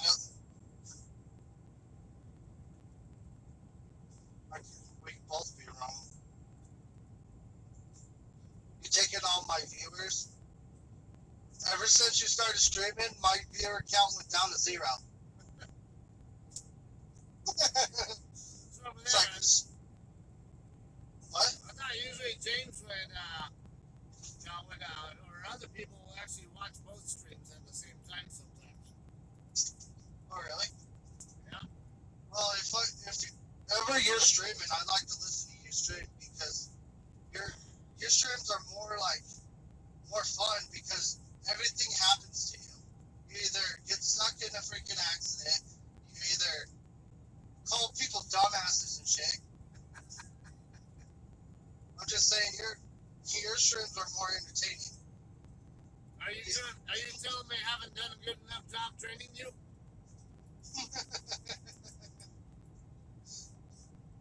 And then sometimes you talk about your military experience. It's something to listen to while over the road. You have stories on stories on stories. Oh, it can't be that many. I've only been doing this for 4 years. Well, okay, stories on stories. Yeah, only 2.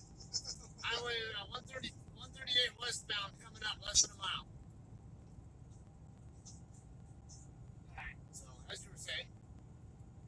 Yeah, I love to listen to your stream instead of streaming.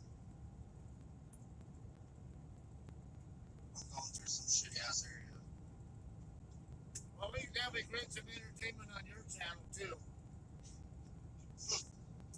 Well, I like to make people laugh on my stream. It's me and Corey have a ball, and then when James jumps on, oh Jesus! No, When James, Corey, and me are on the stream, I'm just laughing like a motherfucker. Because James, he would tell me things that I would, without even thinking about it. Like, he doesn't care what he says. So he's like the Cottonmouth kids. He just don't give a fuck. Yeah, he's a pervert. Just like me. I always like when Corey and James are on my stream. They keep me company. I know Art Giles goes on there a lot too. Yeah, he comes on once in a while when he feels like it.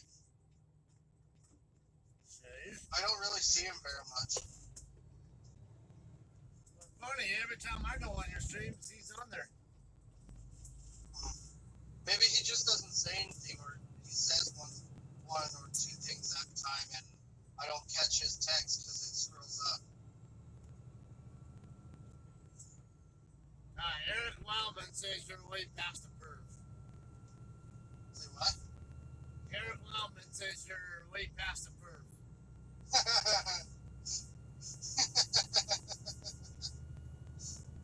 God. So yeah, you think? You said that? Eric, you know how many kids Cody has? Yeah, I have 3.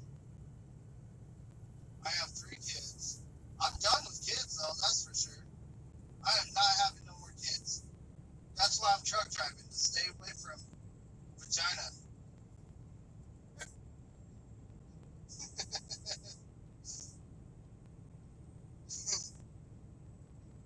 So,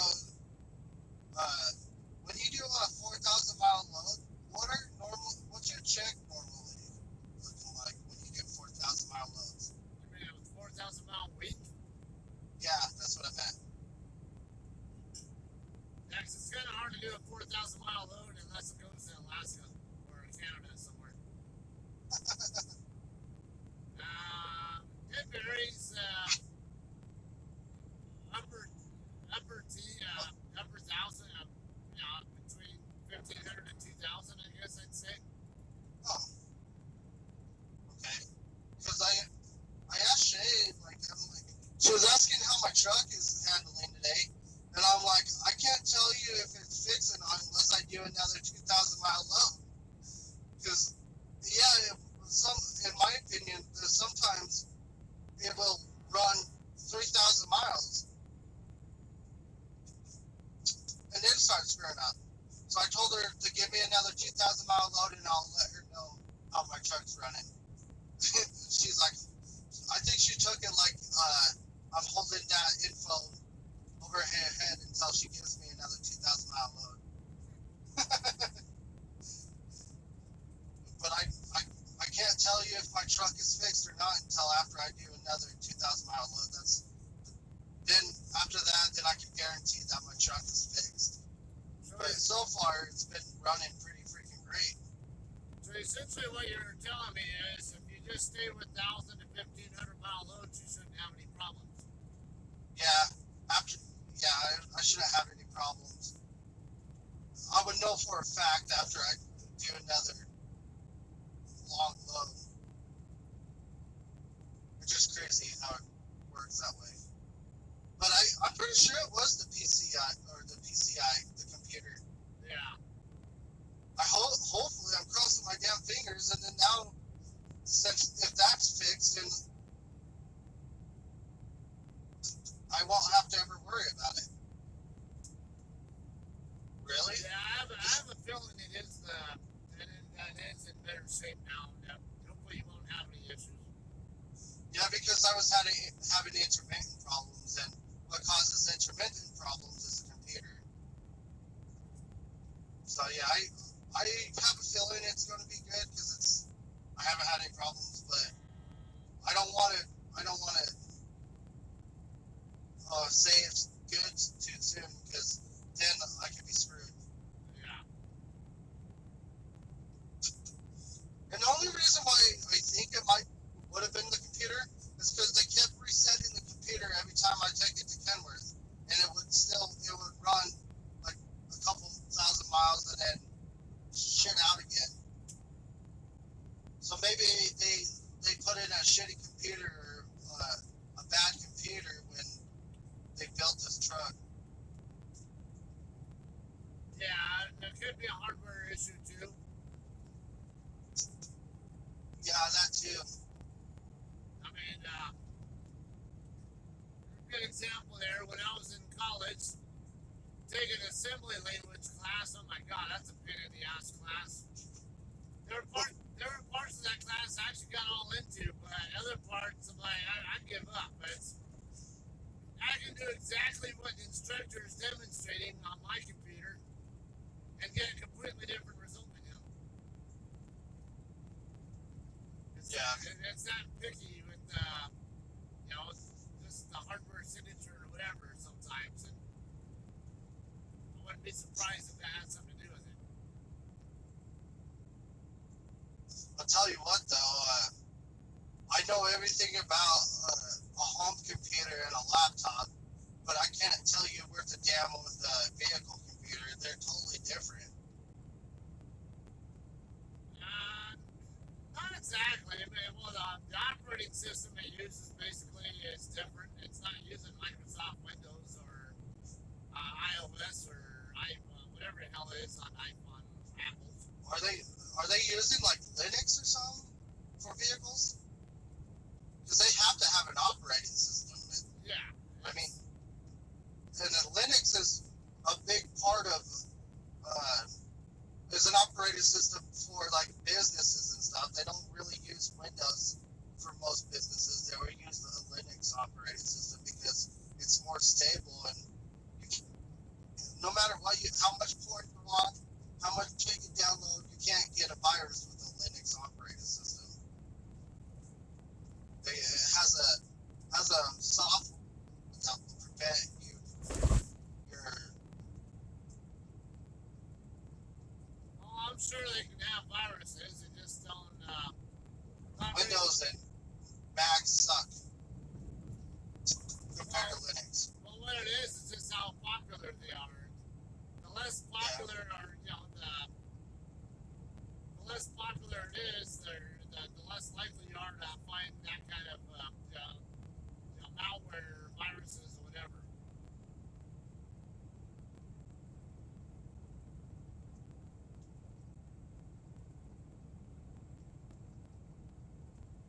People used to always talk about how, what's that, iOS, whatever. What's the one that Macs run on?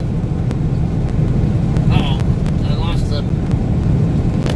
That explains why I got. Oh, that rabbit's a goner. Pretty sure I got that rabbit. I didn't feel it, but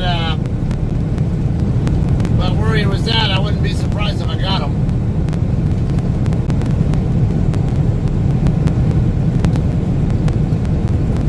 90th Street West.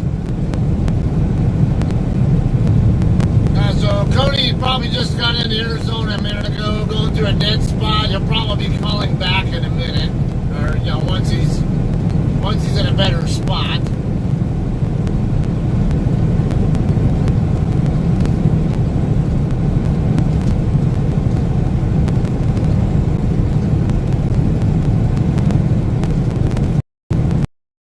Mile trip from Highway 14 to I-5. I'm coming up on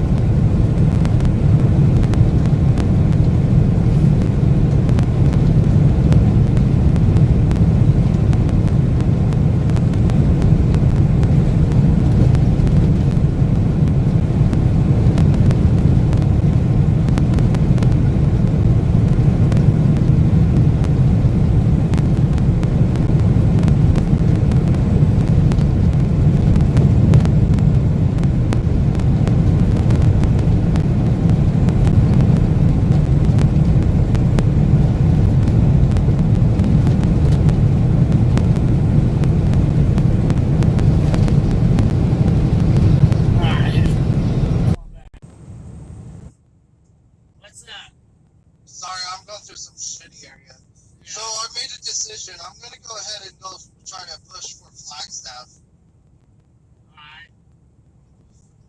and then shut down for my 30, and then go from there. Oh, what time is it in California right now? Same time as it is in Arizona. So that means I'm going to be shutting down about 3:30 in the morning. Damn, you're right. You know how I was worried that I wasn't going to make this load on time? Well, I'm a dumbass. So I'm going to have plenty of time. I'll probably take an extra 10-hour break in Barstow. Told you. Shut up. Yeah, I know. You never... Holy shit, dude. I wish I was streaming right now. Oh my Jesus. What's up? There is a big-ass wreck. Hold on. You should put it on. Say what? You should stream It it. looks like a fatality with a semi.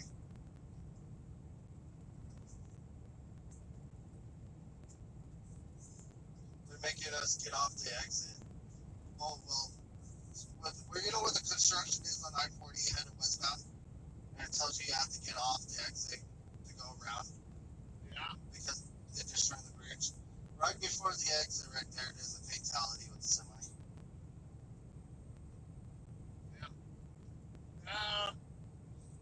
Don't know if anybody watching, if you got Twitter, go on AZDOT, basically Arizona Dot. They always post what's going on the interstates. Might find something on I-40 over in northeastern Arizona. Where are you at? Over on the 350ish or? Mile marker. Hold on. Have you passed the way station yet? Yeah, I passed that way station. Hold on, give me a second. Mile marker 348. So you have not reached the way station yet? Oh, I haven't. No. So it'd be like mile marker 3 between 346 and 348. I mean, 340. Sorry. And I got stuck over there for an accident in that same area. Really? Yeah. Well, that's shitty. People need to learn how to drive in that area. That one I dealt with, it was always eastbound, and a couple of trucks had to run in with each other and block the entire freeway, and then trying to take some dirt road up to the Navajo reservation there, and came up on some bridge that had a 5-ton weight limit. Like, fuck this, I'm not taking my truck across this bridge. I ended up going, I might lose you again, Scott. yeah, that's fine. I ended up going back to the west to US 191 over by where Navajo Travel Plaza is. Took it up to the north, and then cut across over to the east over to Shiprock, and then came back down 491. Well, if people learned how to drive, they wouldn't be fatalities. Yeah. If people paid attention more, we wouldn't have regulations. But you know, people are too big of a hurry to get somewhere. Their job's more important than everybody else's life. Yeah, their convenience. Is California open up yet so you can sit down and eat somewhere? No, not really. It's a lot of restaurants open for takeout, but for the most part, no, you just have to take out. Well, everywhere else is still kind of closed except for Oklahoma. I went and ate at that southern fried place by the yard, and they let me sit down and eat. I don't know if you ever been there. No.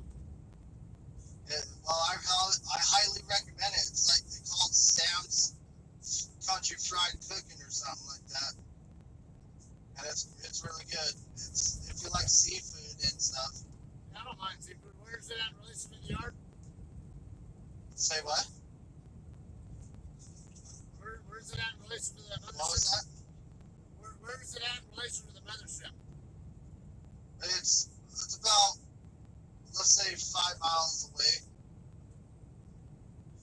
I'll send you an address when I shut down, but next time you go down there, you should try it out. It's pretty good. They have jumbo shrimp, they have hush puppies, and they have green beans that are fucking amazing. They have this tartar sauce. I don't know if you like tartar sauce. It's not like regular tartar sauce. It's good. I can't really explain it. Okay, but 5 miles away, are you talking about like, so you turn left out of the yard and then go down to Highway 66 and then turn left again? The best way I can explain it to you is if you remember taking a road test and that there's that gas station, that Come and Go, it's right next to the Come and Go where we went on our road test to switch out. That's Highway 66. Yeah. Yeah, you go left out of the yard on 33 and then after you get on the other side of Interstate 44, you turn left on 66. Go down that way. That gas station you're talking about is on the right side, if I remember right. Yeah. There we go. Yeah. See, you know exactly where it is without even going to it. Yeah. Oh, did I tell you I get approved to have a stimulus check for some reason? That's good. That stupid COVID-19 check, they mailed it to my house today. Yeah, we ended up getting one too, direct deposited. I wasn't even expecting it, but we got it anyway. Yeah. Well, it helped me out. It bailed me out on my rent with this paycheck. I picked a good time to break down. Yeah, that's true. Hopefully, from now on, I don't have any problems. But ever since I started, I've been having a little bit of problems here and there, struggling a little bit. But it happens that way. Yeah. And I don't know how to explain to my girlfriend. She has a mindset that I'm still a company driver and not a private contractor. Yeah. And it's hard to explain to her because I'm still learning about being a private contractor. Yeah. And when I tell her I have a negative settlement, she freaks out. Yeah, and then you got it really teaches you the importance of budgeting. Like, don't just spend money just because you have money. Make your money last. That way, if you do have those bad weeks like that, you can still survive. Yeah. She has a problem with budgeting. She likes to spend money like it's nothing. Yeah, that's common for a lot of people. Men and women alike. Yeah, I can't lie. I like to spend money too. I need to learn how to budget. Entering the town of Nenach. I don't like this driveways crap. Most way stations doesn't recognize driveways. Now that one you at least have the roadside signs to help you. Yeah. See, I like the pre-pass because most way stations give you a green light, but with this driveways, I've been actually have to go into way stations. Is there an immigration checkpoint on I-40 No? in Arizona? Okay, that's what I thought. I'm looking for one, and You'll have an agricultural checkpoint as soon as you get into California, but that's it. I'm surprised they're still letting people in California. Florida completely shut down their state. So if you're not from Florida, you get the hell out of here. They didn't want any tourists over there.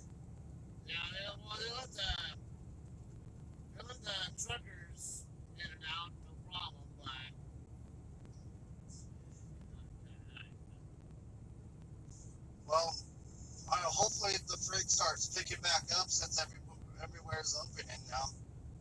Yeah. Yeah. Hopefully our fuel surcharge goes up because it's still at 12 cents a mile. Now, here's the problem. It doesn't matter what the fuel surcharge is. It's designed where you always pay $1.50 per gallon if you're getting at least 7 miles per gallon on your fuel.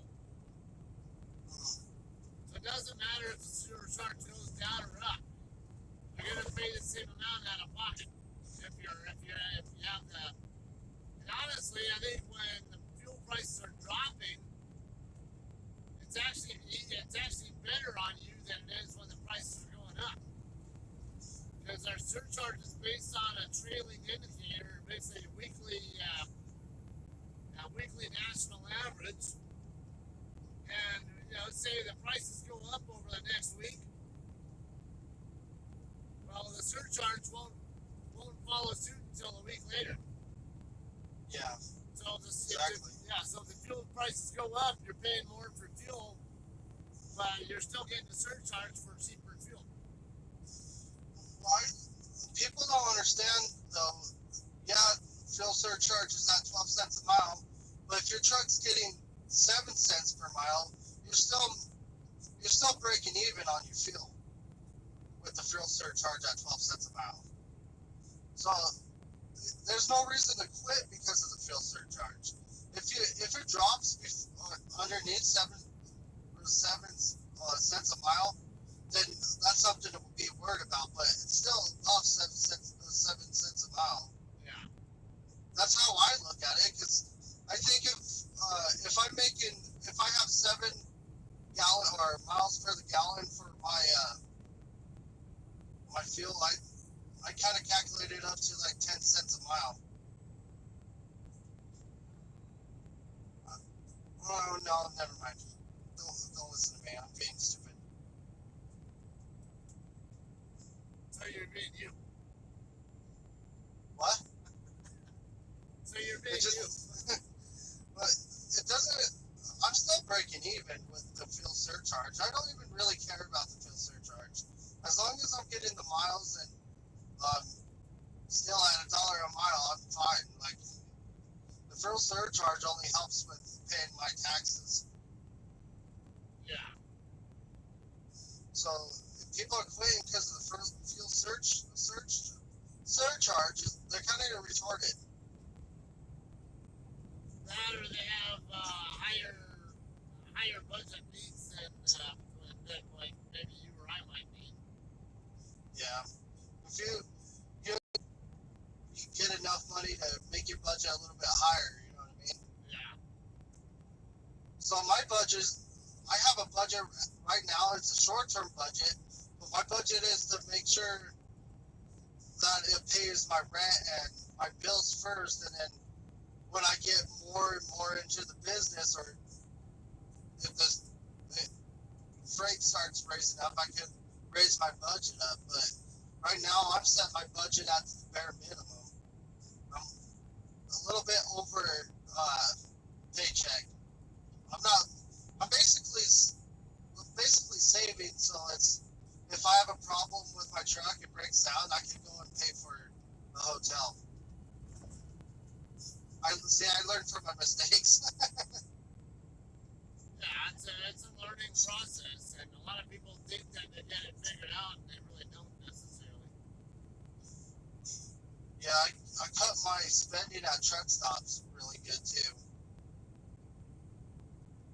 Well, then you get a lot of people say, "Oh, I always buy the cheapest fuel available, or whatever," but they don't necessarily. It's like, or they might buy way more fuel for a trip than they need, and then they have a paycheck that doesn't come out to what they expect it to be. I'm like, well, maybe your check was low because your profits went into your fuel tank.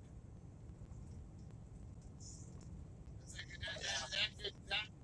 alright, and if you really did get better priced fuel, then that should be a good long-term move where you might have a smaller paycheck this week, but then you might get a bigger paycheck next week because of that, because you won't need as much fuel. the way I see it is there's still money to be made out here that I gotta reach. And it sucks that I can't pick my own loads or have more miles. It sucks that I have someone, a third party, behind me picking my loads. Because in their eyes, they're trying to get those loads moving. They're not benefiting the driver. Like, there's times where I pick up loads that are like 400 miles. And just so I could get to a place where I could get longer miles. Well, that's stage roll. If they're making really good use of your 70-hour clock, then you know they're giving you the best that they can. Yeah, at the end of the week, if I have to take a 34-hour reset, that means I make good money. Yeah, or if you have to wait on your recaps, those are both good things. Exactly. There's so much factors to push in to be successful, but I think I'm doing a good job. I think I'm being successful with the company. Yeah, I could run more miles, but it's not really in my ball, or it's not really in my decision to make more miles. It's whatever they have available. Yeah. Like I tell her every day, every time I deliver a load, I tell her I want more miles, but she's only giving me the miles that she has available on her plate at the moment. Exactly. But I'm thankful I never sit. Like I can tell you right now that I don't sit unless I'm having issues. And also, she doesn't pick the loads. She can look at the available loads, and she can ask the planner if they can assign you a particular load that might interest her. But it's up to the planner to give you the whatever load that. If they can accommodate you, they will. But they might have another reason why they need a load for somebody else or something else. Yeah. I experienced, so there was one time the planner called me and he's like, I have a 1,500 mile load that's put on someone else, but I can't trust him to get it on time, so can you take it? Can I trust you? And I'm like, yeah, I'll take it. I took two people's loads because the planner didn't feel like they can make it on time. Yeah. I don't know if you've ever experienced that before. Actually, I just had one a couple weeks ago. When I was in Atlanta, the planner Joey, he had two options. He had me as a solo driver, and he had me, I wasn't sure that I'd be able to, I couldn't pick it up on time, and he didn't think I'd be able to deliver it on time. The other option was a team truck in Florida that would have had to dead more miles to get to it. Right? That's what I've had one of those too, that I had to take a load from a team truck, and it's saying something if the planner's taking a load from a team truck. Team trucks that truck never stops, but if they're taking their loads away from them and giving to a solo driver, you need to up your game or something. That or they have HOS issues that prevent them from running full speed. Yeah, that too. I'm doing pretty good for being a solo. Yeah, but that load, it was Brownsfield, what was it, Colton, Riverside, whatever? I think it was Colton. They wanted me to swap with that same team truck, like somewhere down on I-10, and I'm like, no, I'm going to take I-40, and I'm actually running on time. So I'm barely on time, but I am on time, and sure enough, I got into Colton on time without any help. And that's, he wouldn't, if I had been anybody else, with a different kind of reputation, it would have been a no-brainer. He would have just had the team truck go up and get it instead. But because he knew how I run, and he knows that I'm really efficient in how I run, he went ahead and gave it to me and told me, do what you can with it, we'll get you swapped.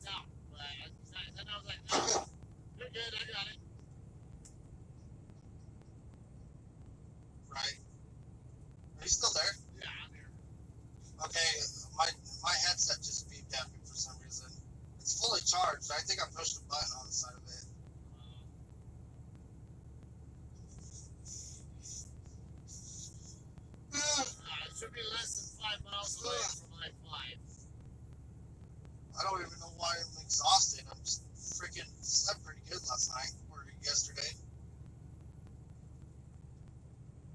Yeah, maybe, I don't know, maybe you got up in the wrong part of your sleep cycle or something, or... Well, no, not really, because I sleep about 5-6 hours a day. I shouldn't be exhausted. Maybe I'm still trying to get used to driving at night because being broken down kind of screwed up my sleep cycle. Yeah, that could be it. Circadian rhythm, or could also even be sleep debt catching up, where it's, yeah, you're sleeping a decent amount, but maybe your body still wants to catch up on sleep that it knows it still needs. Yeah, something. Or, yeah, Maybe I'm just needing to take a 30-minute break. well, something else, when you have a lot of mental stress, that can actually wear you out also to the point where you, Oh, really? Yeah, you sleep. Stress can take a toll on you? Oh, yeah, big time. Damn. Well, I need to figure out how to relieve some of my stress then. Yeah, that could be part. Well, I know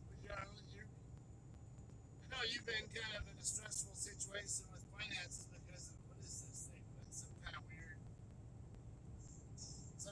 Yeah, exactly. I've been through some shitty, stressful situations, but I try not to be stressed about it. I try to think positive about it, so I'm not stressing. But you know how well that works.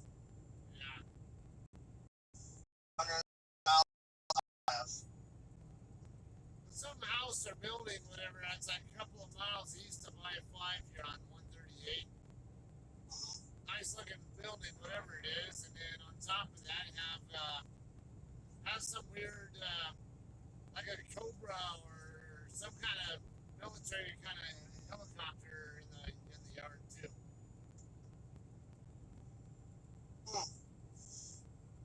Do you think they will let me drop this at a drop yard? The only option is going to be San Bernardino. If you get that at all, it's going to happen tomorrow. Well, I don't want to drop this because I want to turn this one in after Thursday, so I have a bigger check. It doesn't matter. It's a matter of when you turn in the trip sheet anyway. Yeah, I won't turn it in until after. I'll turn it in on Friday instead of Thursday, so I can round this 2,000-mile trip up to next pay cycle. I got I-5 coming up.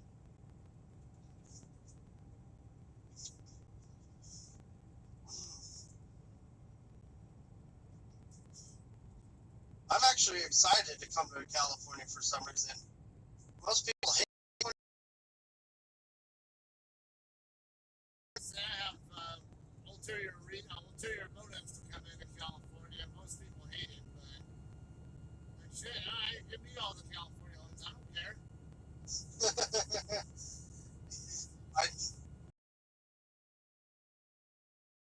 California. I mean, Better fuel economy. You're less likely to have to buy that expensive California fuel. yeah. Tomorrow I'm gonna contact the planner that needs local drivers in California and ask him if he minds me helping out. Hopefully, because I don't mind staying in California for a week or two.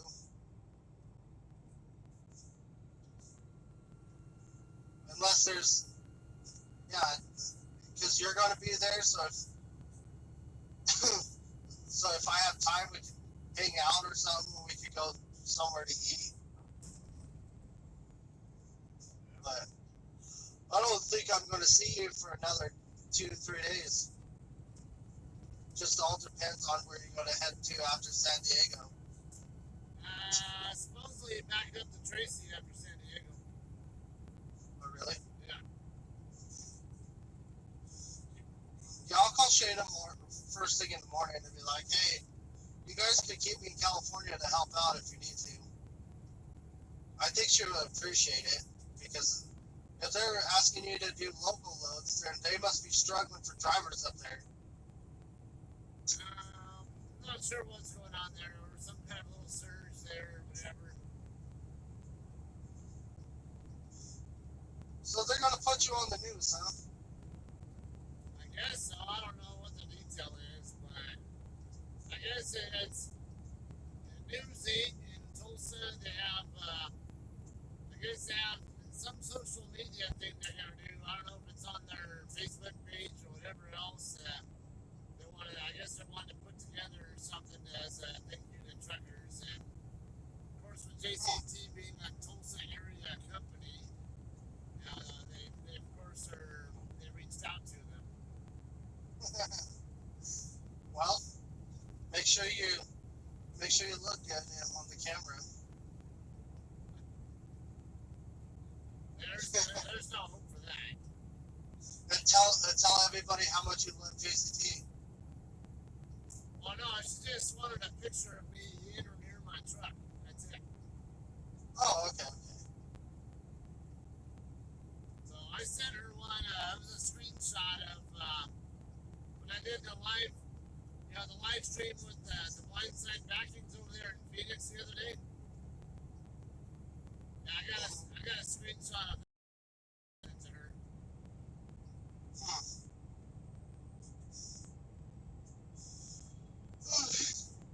So we just had another driver get fired again.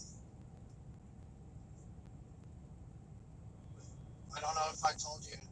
It's a chick from my orientation class that got fired. Oh, I think I remember you saying She did only like 1,500 miles since she's been here. Yeah, like 1,900 miles, whatever it was, in a month and a half or some crap. Yeah, and she was on Shay's team.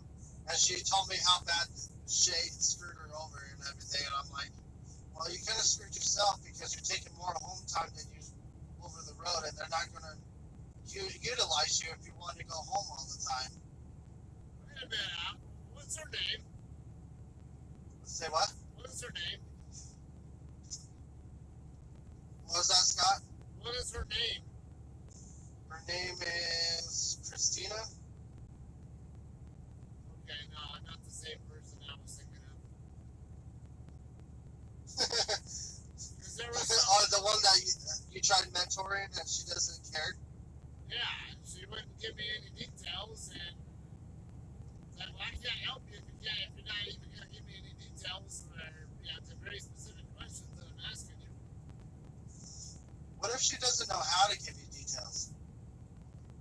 Well, then she's not cut out for running her own business. So that one chick that I was telling you about that needed help, she just told me that she goes home every week. I'm like, oh my god. Okay, well, if you want to make money, you stay away from your house. Like, who cares if you want to go home? What's more important, you making money or going home? Okay, that's a big part of the problem that a lot of people have. They come to JCT with this mentality that they can just run whatever pace they want to run and take whatever, run as often or as little as they want and always be fine. But no, it's whose name is on the side of that truck? Yeah, you're supposed to own it, but still, it's John Christer's name is. I just lost him.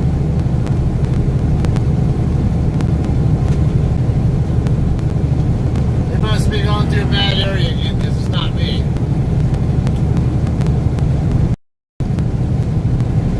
The rest area, right where the LA and Kern County border is. Shortly after that, it'll be a run straight down the steep part of the pass into Wheeler Ridge. Alright, we're at the summit right now, elevation 4144.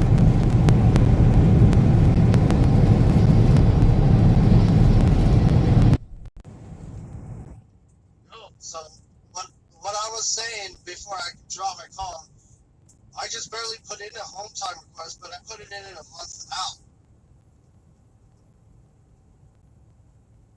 Yeah. So what? You still there?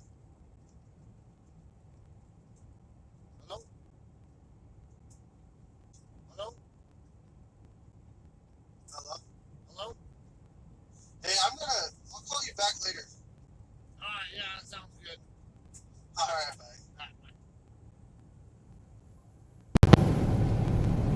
Alright, Fraser Mountain Park Road. We're just about at the LA and Kern County line now.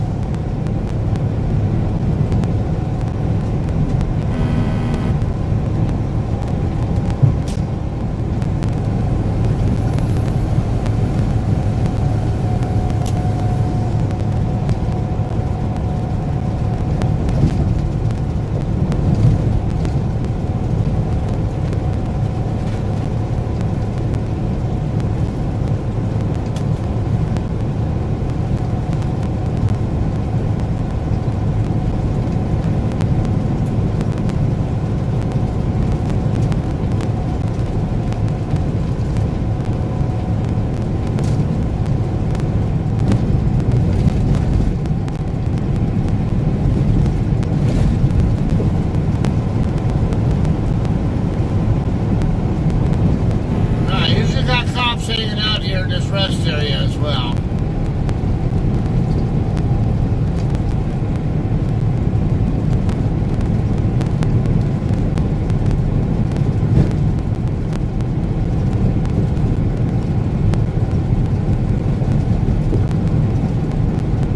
And there's also a CHP substation up here. Right over here in the Lebec area.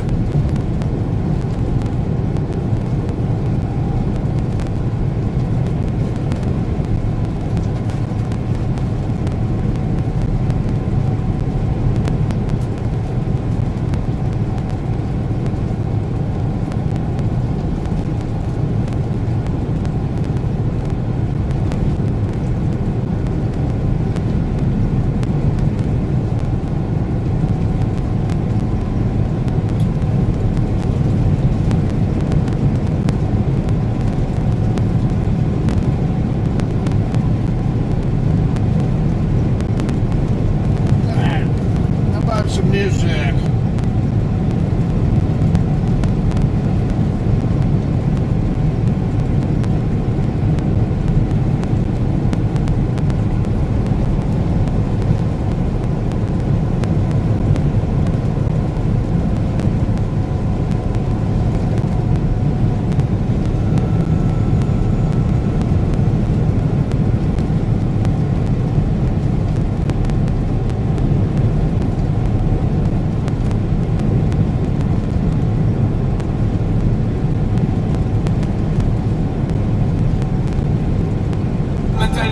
Dirty, a Sean Paul and Sasha, come sing for them, baby. Know you mean me, all of you mean what you say. I can't get your tenderness, still I need to get you on my mind. What is it? I got you dirty in love. I'm still in love with you, oh. When I'm a boss and a player, and you know I'm about to stay dirty in love.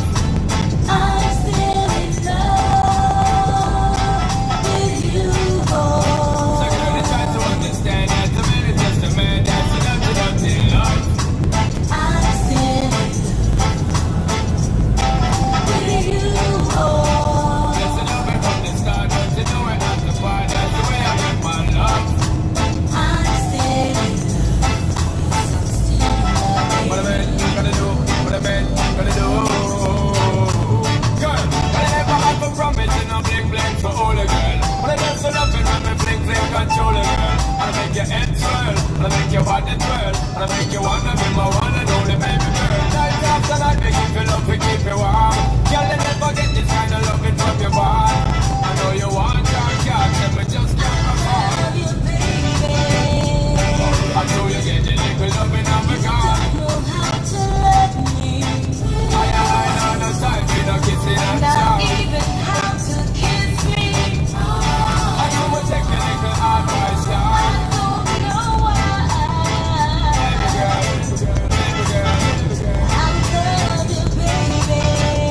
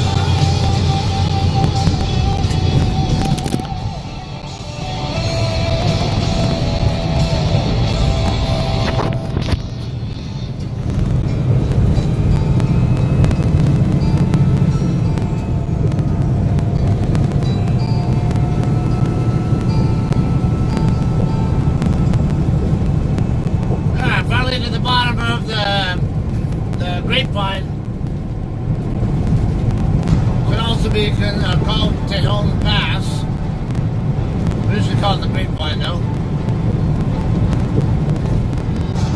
And about into Wheeler Ridge. And Wheeler Ridge will be where Highway 99 starts.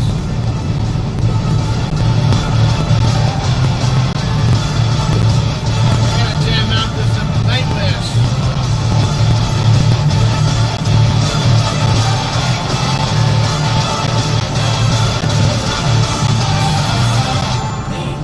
In every moment but a smile. Why don't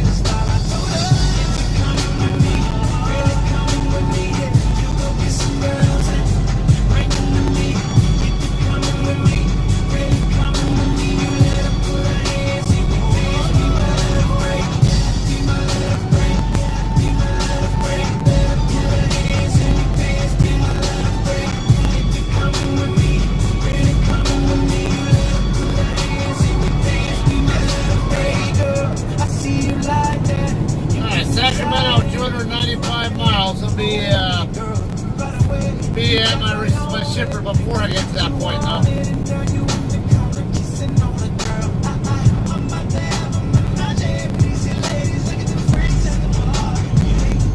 Effectively, I have about a 4-hour drive from here to Tracy. I'll be a good hour early, and actually a couple of more like an hour and a half early, so I'll be able to stop and maybe take an hour nap before it's time to deliver. I'm ready to pick up, not deliver.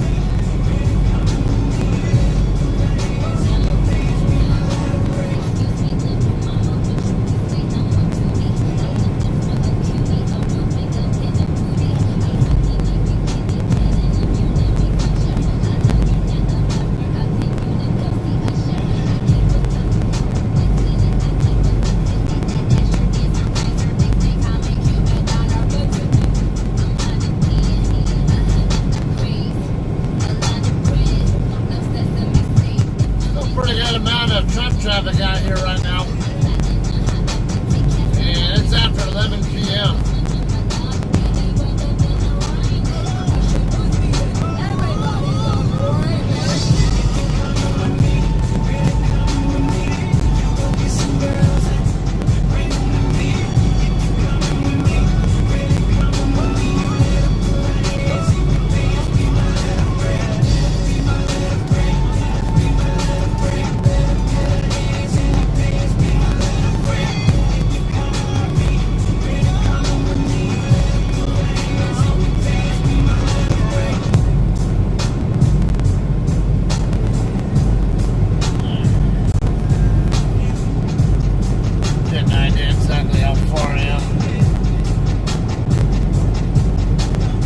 Over 200. Santanella is about 180 miles from here, 180 to 185. I'd say it's at least a good 30, 40, I don't know, about 40-mile drive north of Santanella, if not more.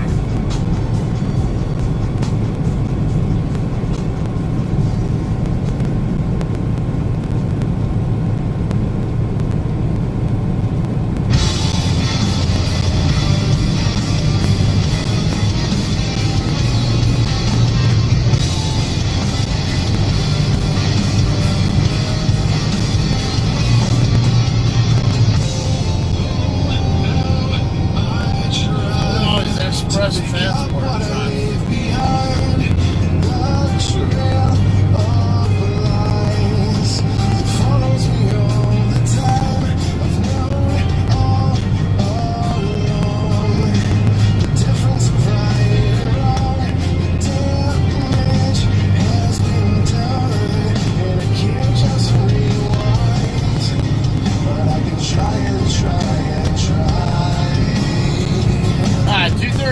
Is how far I am.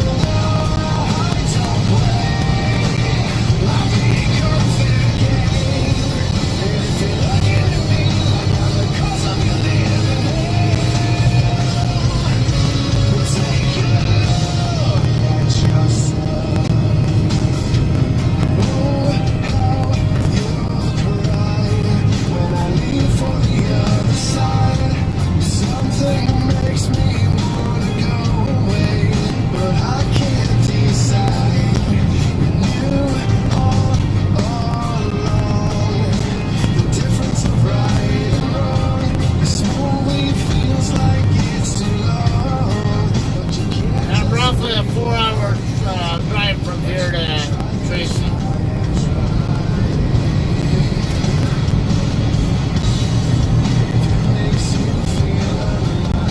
23 plus 4 is 27, minus 24 is 3, so say roughly 3:30 in the morning. I can be there by. I actually have 4:44 left on my clock. So I can actually make it all the way to my shipper without stopping. So I'll anticipate needing to stop for a nap. Now we'll want to burn off about a half hour anyway. I mean, at least in a half hour to an hour, regardless.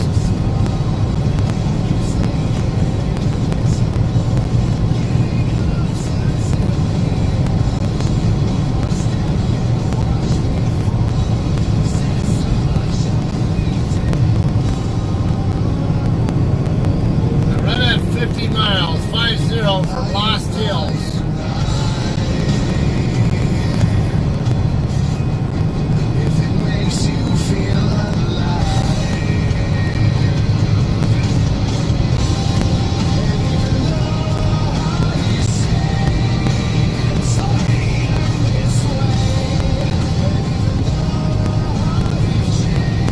Be careful about not playing too much loud music, because the loud music will actually make me tired. Ideally I don't want to get tired. I know I'm going to anyway, but I want to make it longer before that happens.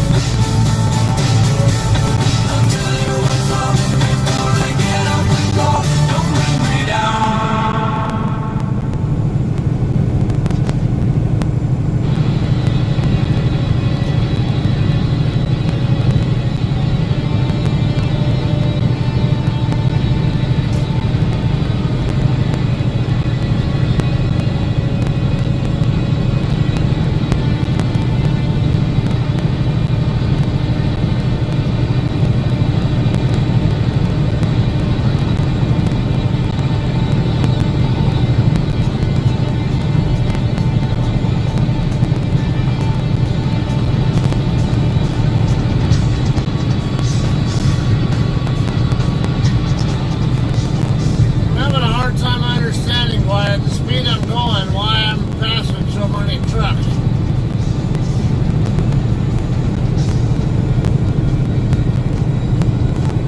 Usually the speed I'm going, everybody else is passing me up.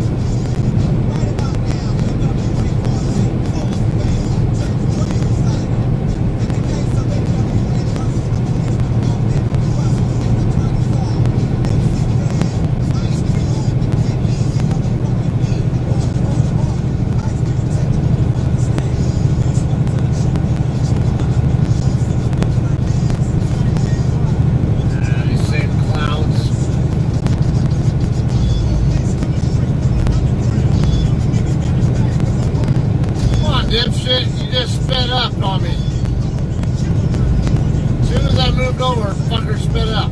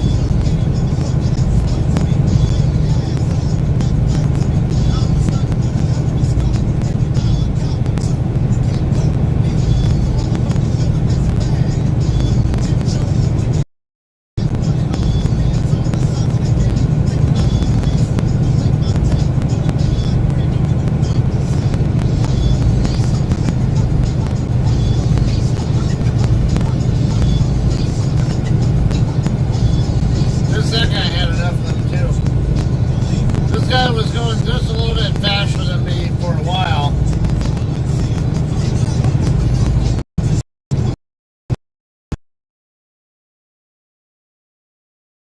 Anyway.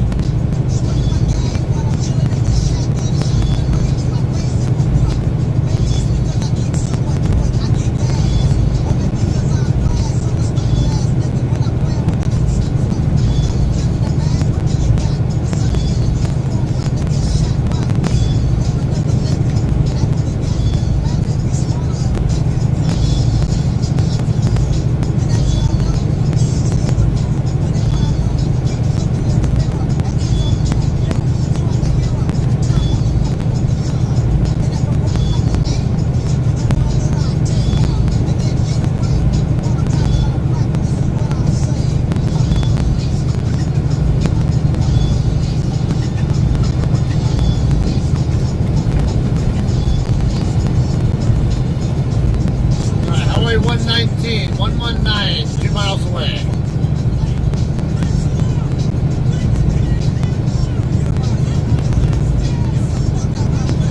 Hey John, how you doing?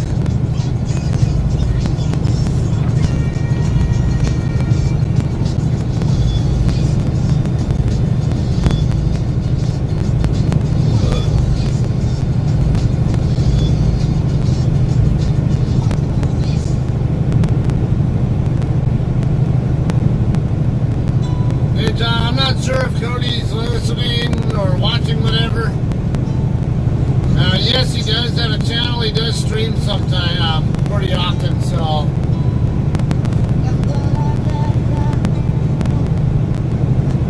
He's somebody you can check out.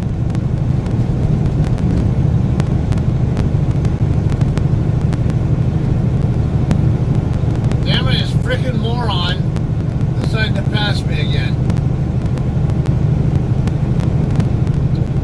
Can't make up his mind what speed to run.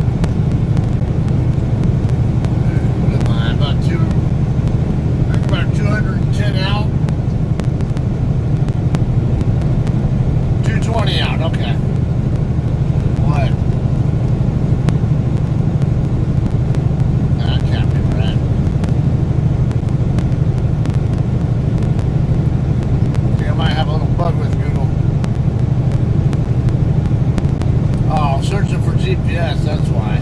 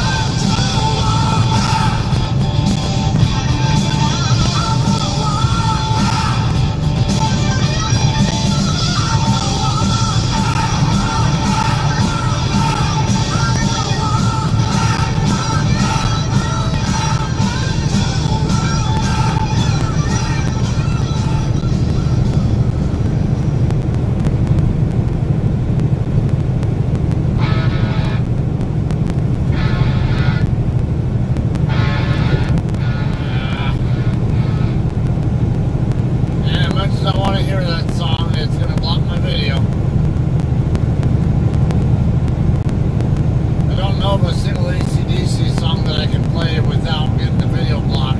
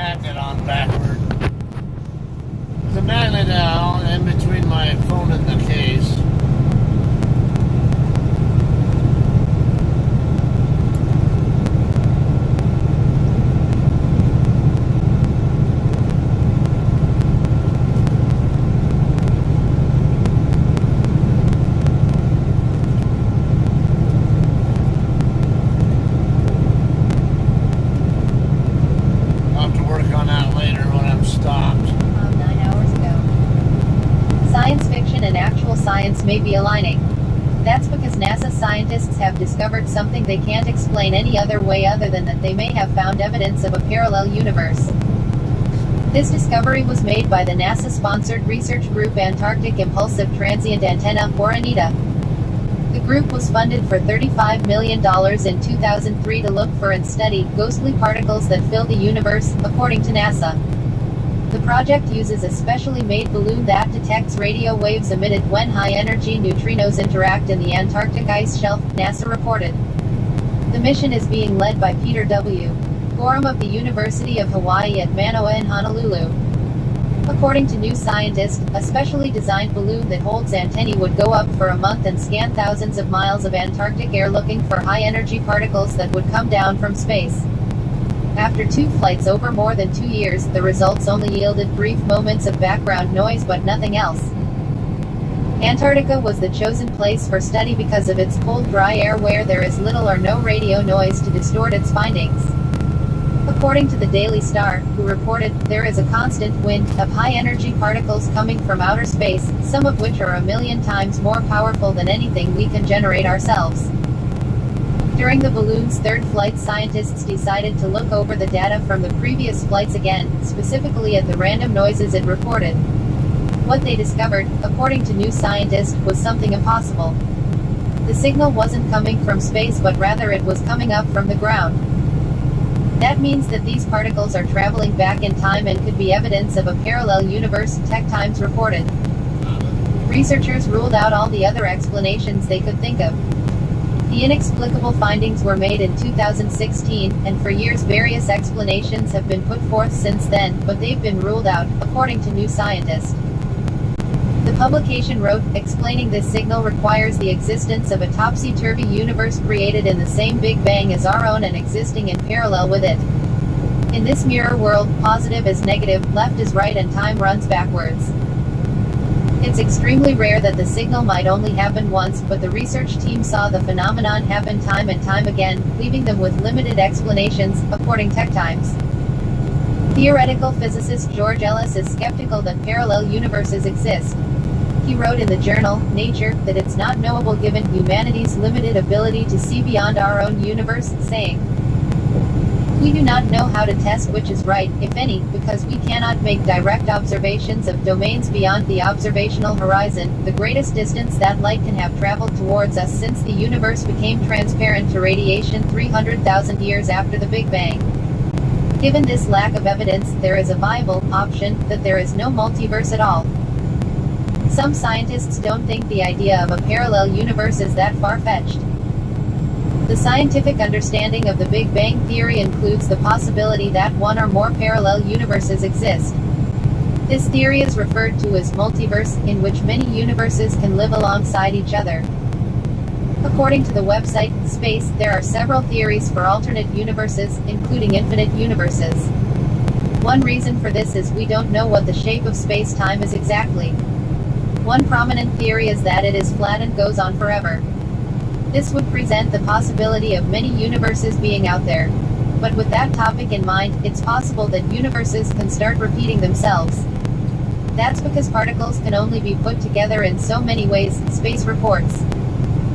Physicist Brian Greene, who wrote a book called The Hidden Universe, Parallel Universes and the Deep Laws of the Cosmos, told NPR in 2011, there are only so many ways matter can arrange itself within that infinite universe. Eventually, matter has to repeat itself and arrange itself in similar ways. So if the universe is infinitely large, it is also home to infinite parallel universes. A multiverse theory that Greene thinks is promising is string theory, which works to iron out mathematical inconsistencies between two accepted scientific theories that don't work together, quantum mechanics, and the theory of relativity. Forbes describes string theory as the thread of an idea that's run through physics for centuries, that at some fundamental level, all the different forces, particles, interactions and manifestations of reality are tied together as part of the same framework.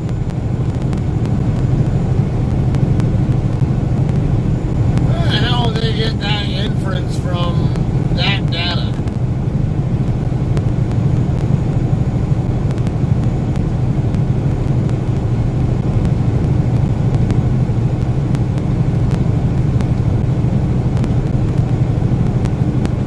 Maybe it's just over my head, I don't know, but it sounds like some dreamt up bullshit. Alright, Highway 58 coming up.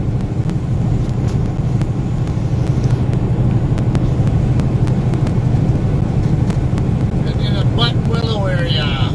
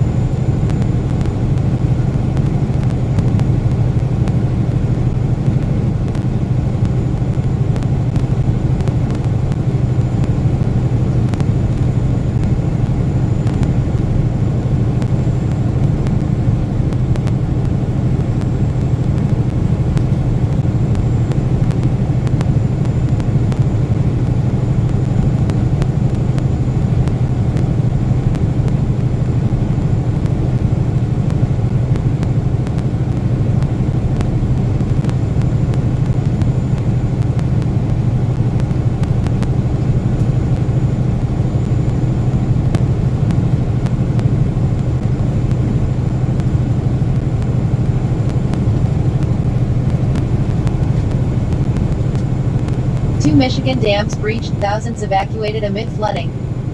For the second time in less than 24 hours, families living along the Tittabawassee River and connected lakes in Midland County were ordered to leave home.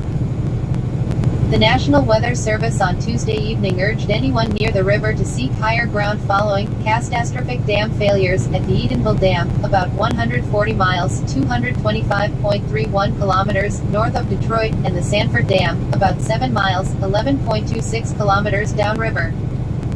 Michigan Gov. Gretchen said downtown Midland, a city of 42,000 about 8 miles (12.87 kilometers) downstream from the Sanford Dam, faced an especially serious flooding threat. Dow Chemical Co.'s main plant sits on the city's riverbank.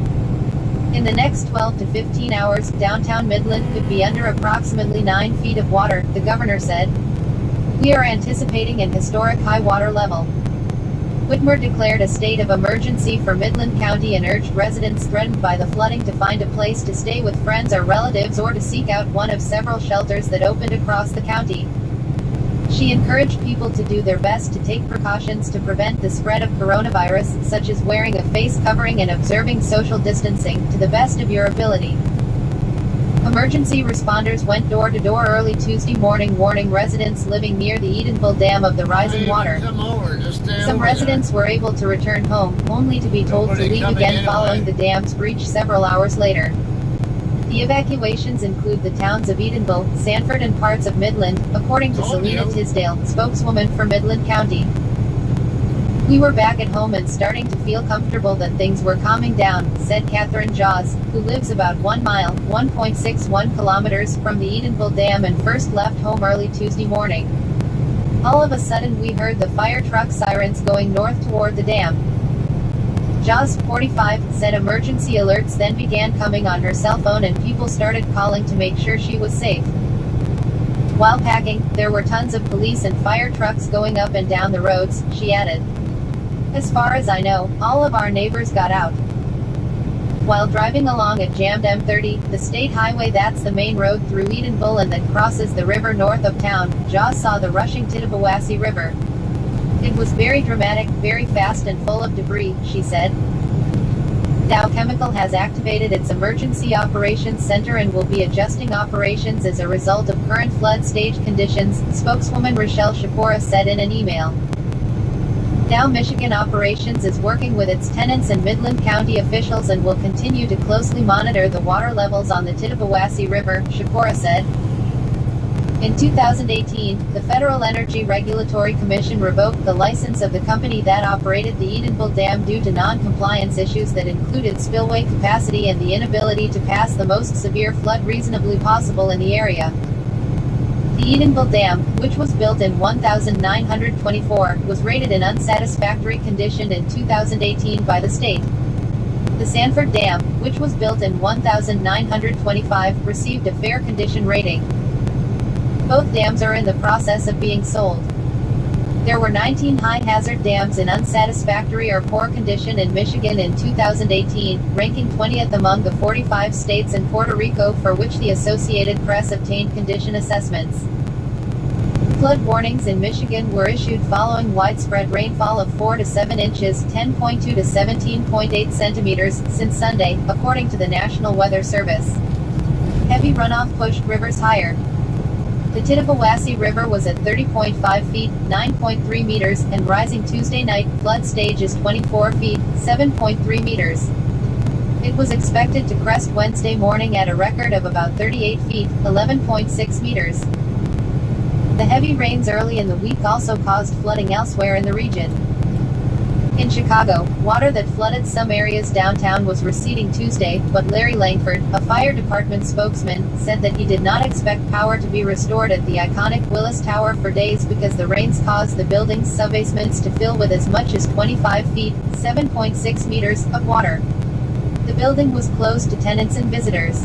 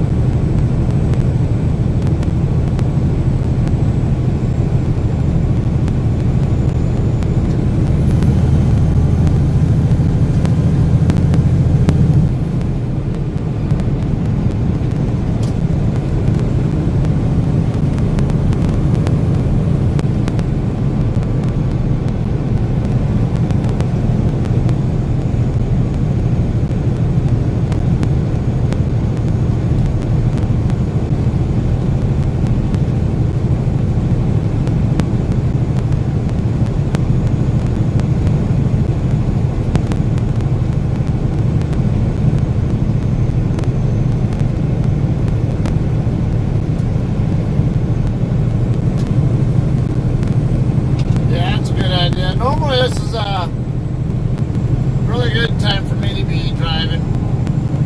Usually not until about 4 to 6 a.m. when I start getting sleepy, but since I've been sleeping in the middle of the night and then I wake during the daytime at home, I can feel I do have some slight fatigue going on right now.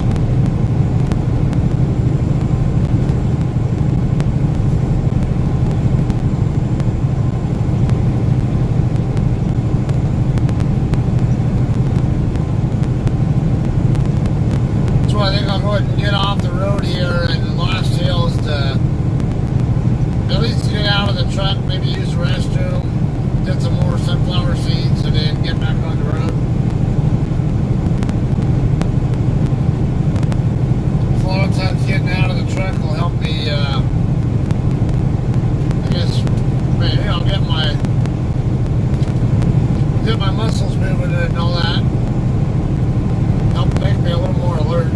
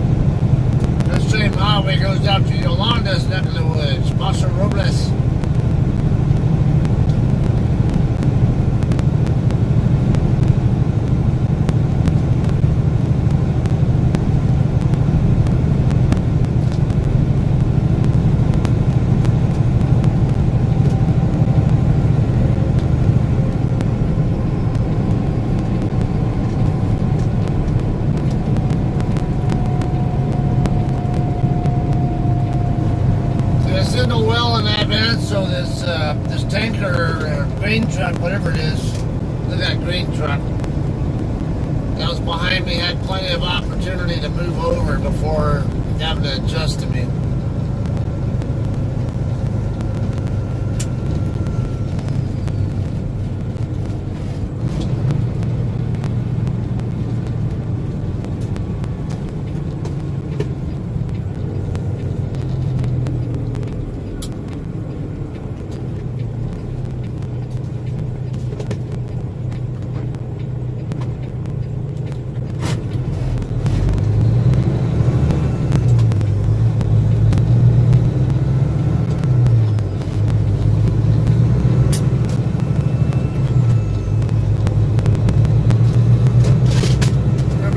Also give me a good idea how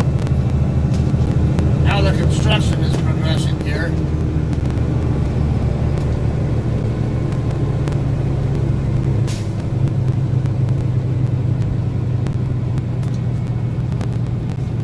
Yeah, $2.37 a gallon here.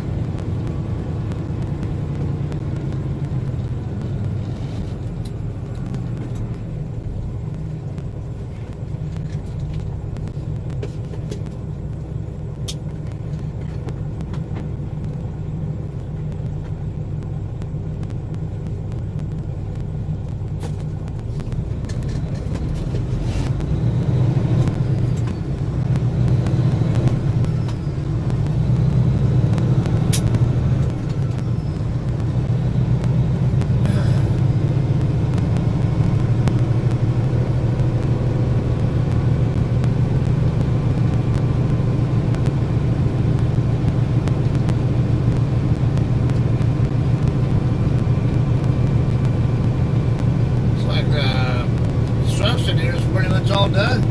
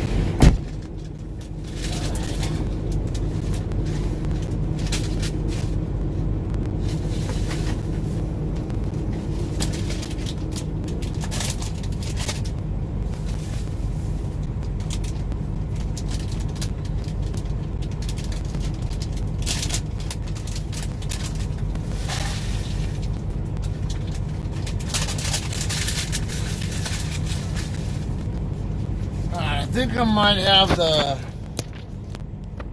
magnet on backward here. Let me get this thing turned around. There's like a little magnet back here behind in between the phone and the case. Let's see if that helps any. Doesn't really seem like it's any different.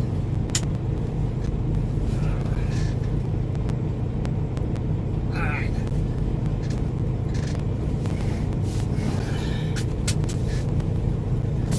Let's get rolling.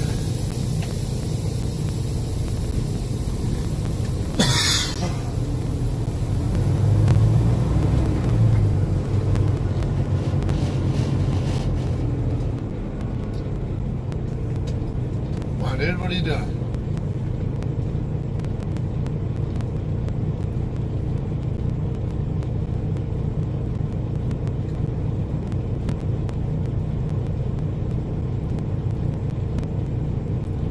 Make up your mind, dude. The entrance to the street is further down.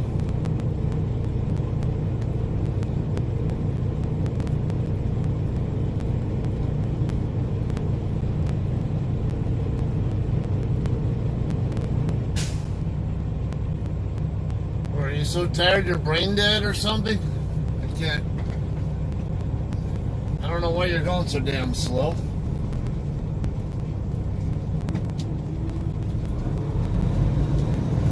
Driving like it's her first time over here at this stop too.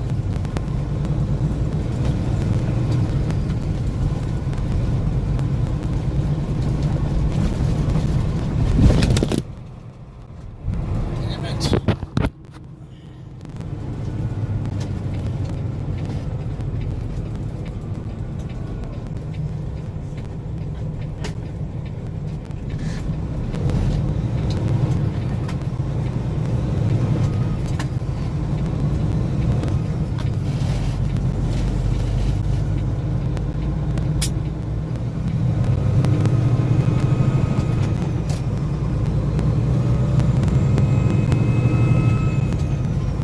What's up, James? Nah, man, you're too late.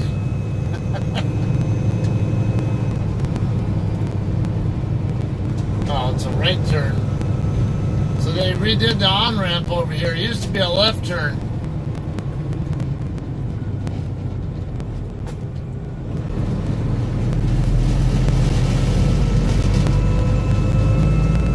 Yeah, everybody probably sleeping.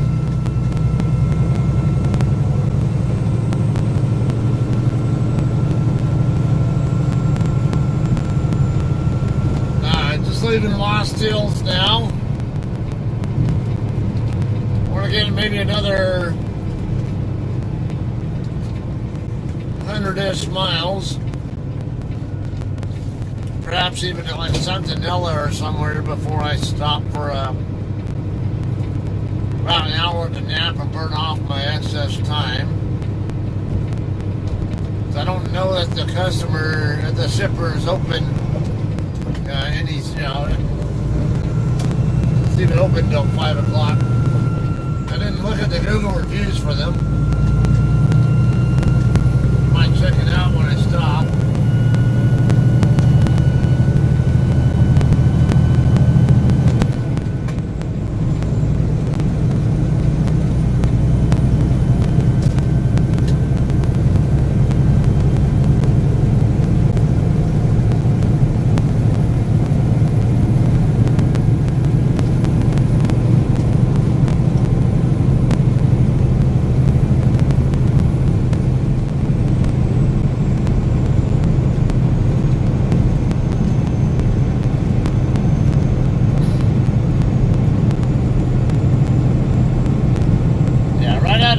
Miles out. It's right at 3 hours or so.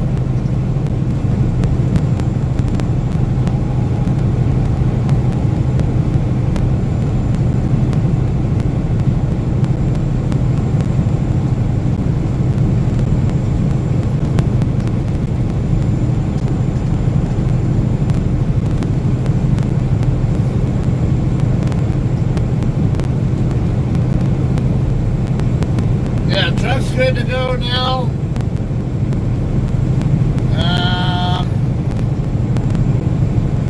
Driven just shy of 200 miles so far since I left the house.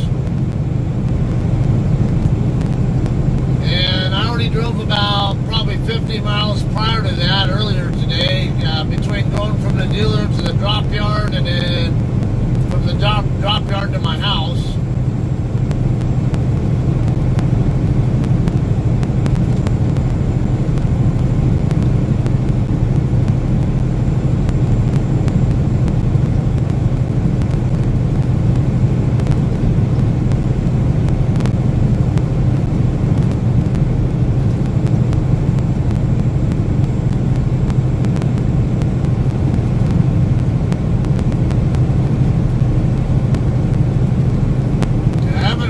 Problems at all with the power steering system. In fact, when I just left the Loves right there a couple minutes ago, it just sounded totally normal.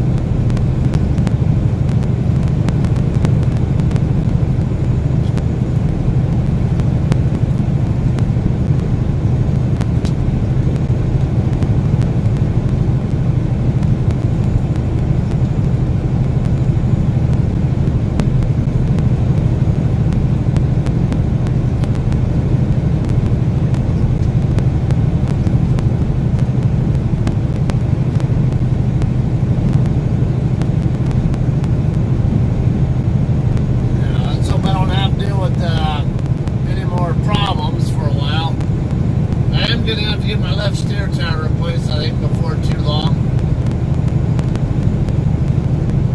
But otherwise, I'm hoping that's all I have to deal with.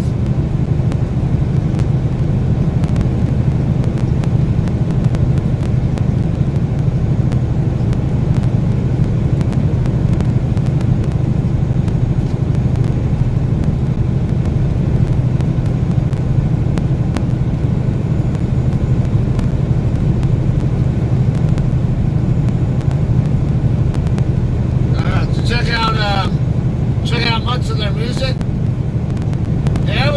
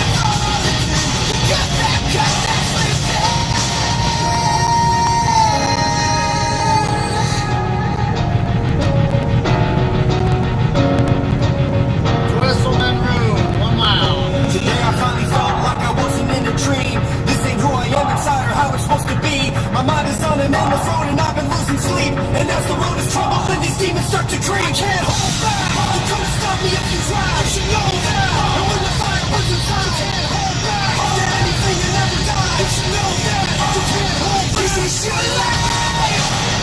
It's your one day. It's only never rise again. So beat the light of vision. This is your life. It's nothing wrong. You try to run and fall again. You get back up, that's the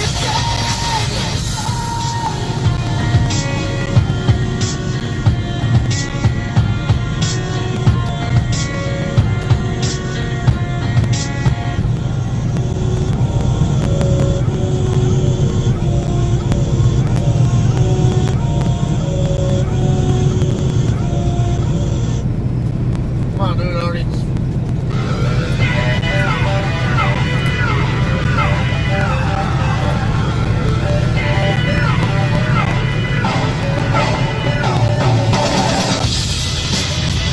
Cody's doing well. I was talking to him earlier.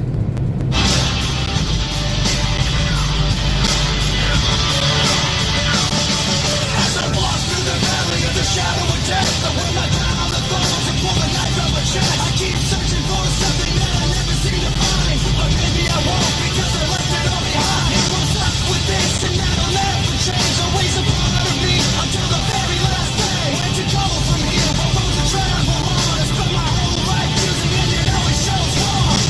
Will I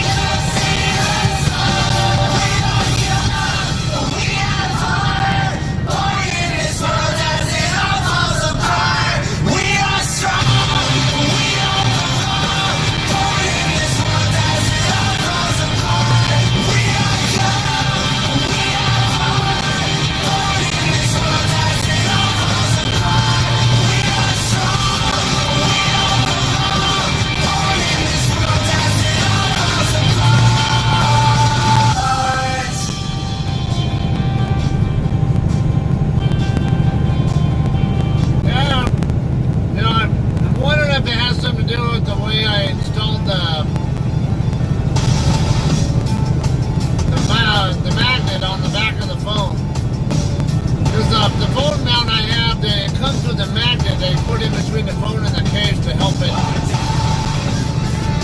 Can't seem to get it to sit very solidly though.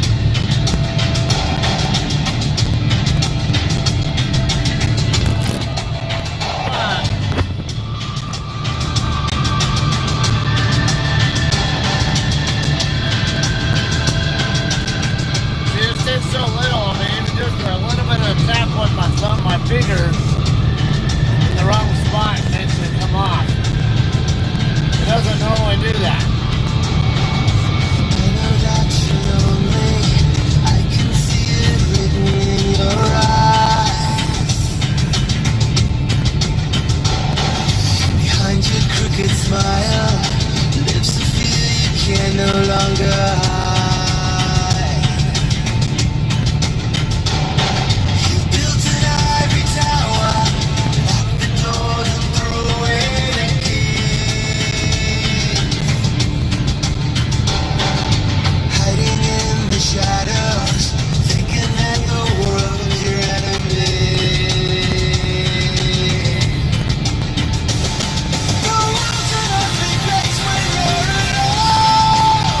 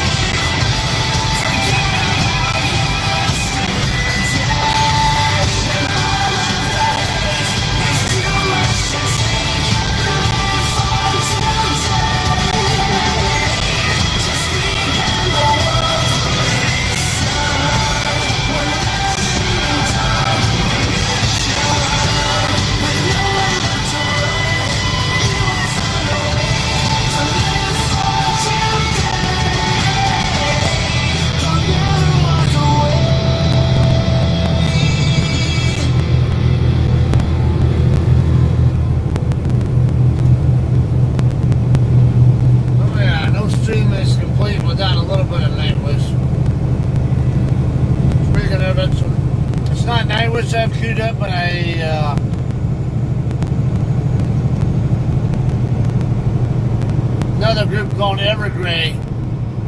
Got a couple songs here that feature Floor Jansen, who is the singer from Nightwish. Play one of them right now.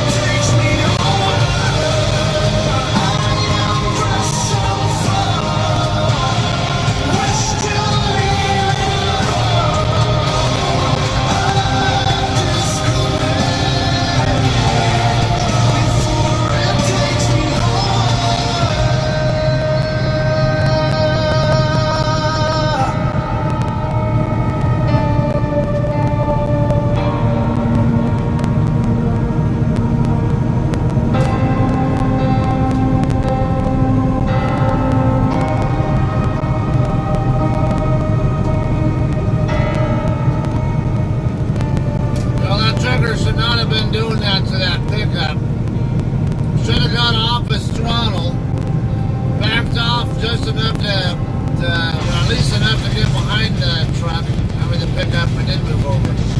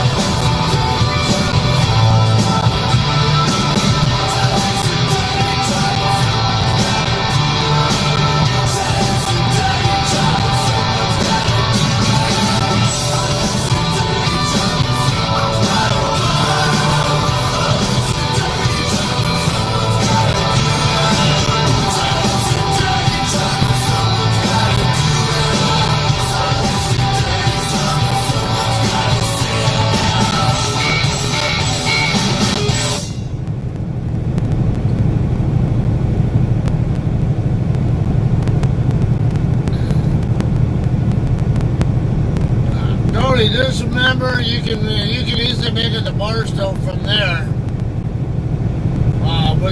with a fresh shift. So I would say if you get too tired to drive, I mean, you can always stop right there, or just stop wherever you reach when you feel like you need to stop. Or even, and then you got a time where you can even take a couple-hour nap and then get back on the road when, after you've rested a couple of hours, and then finish your shift. That's what I commonly do in the middle of the night.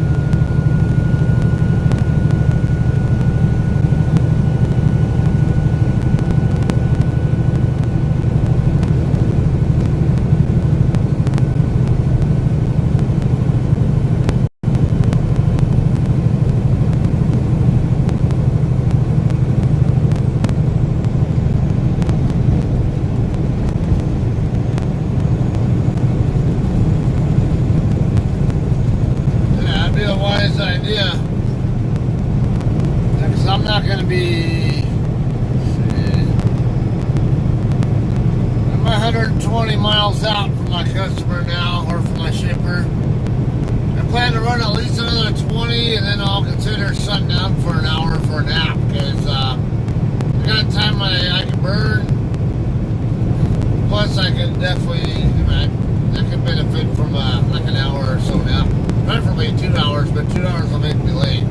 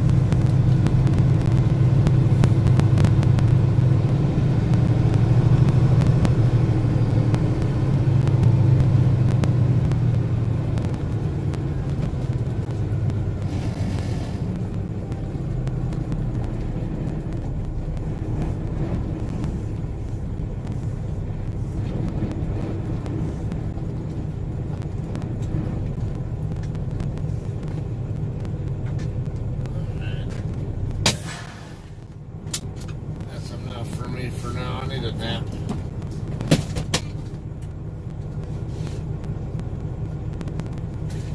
I'm doing weird gestures and shit like that, trying to stay awake. It's time to park it.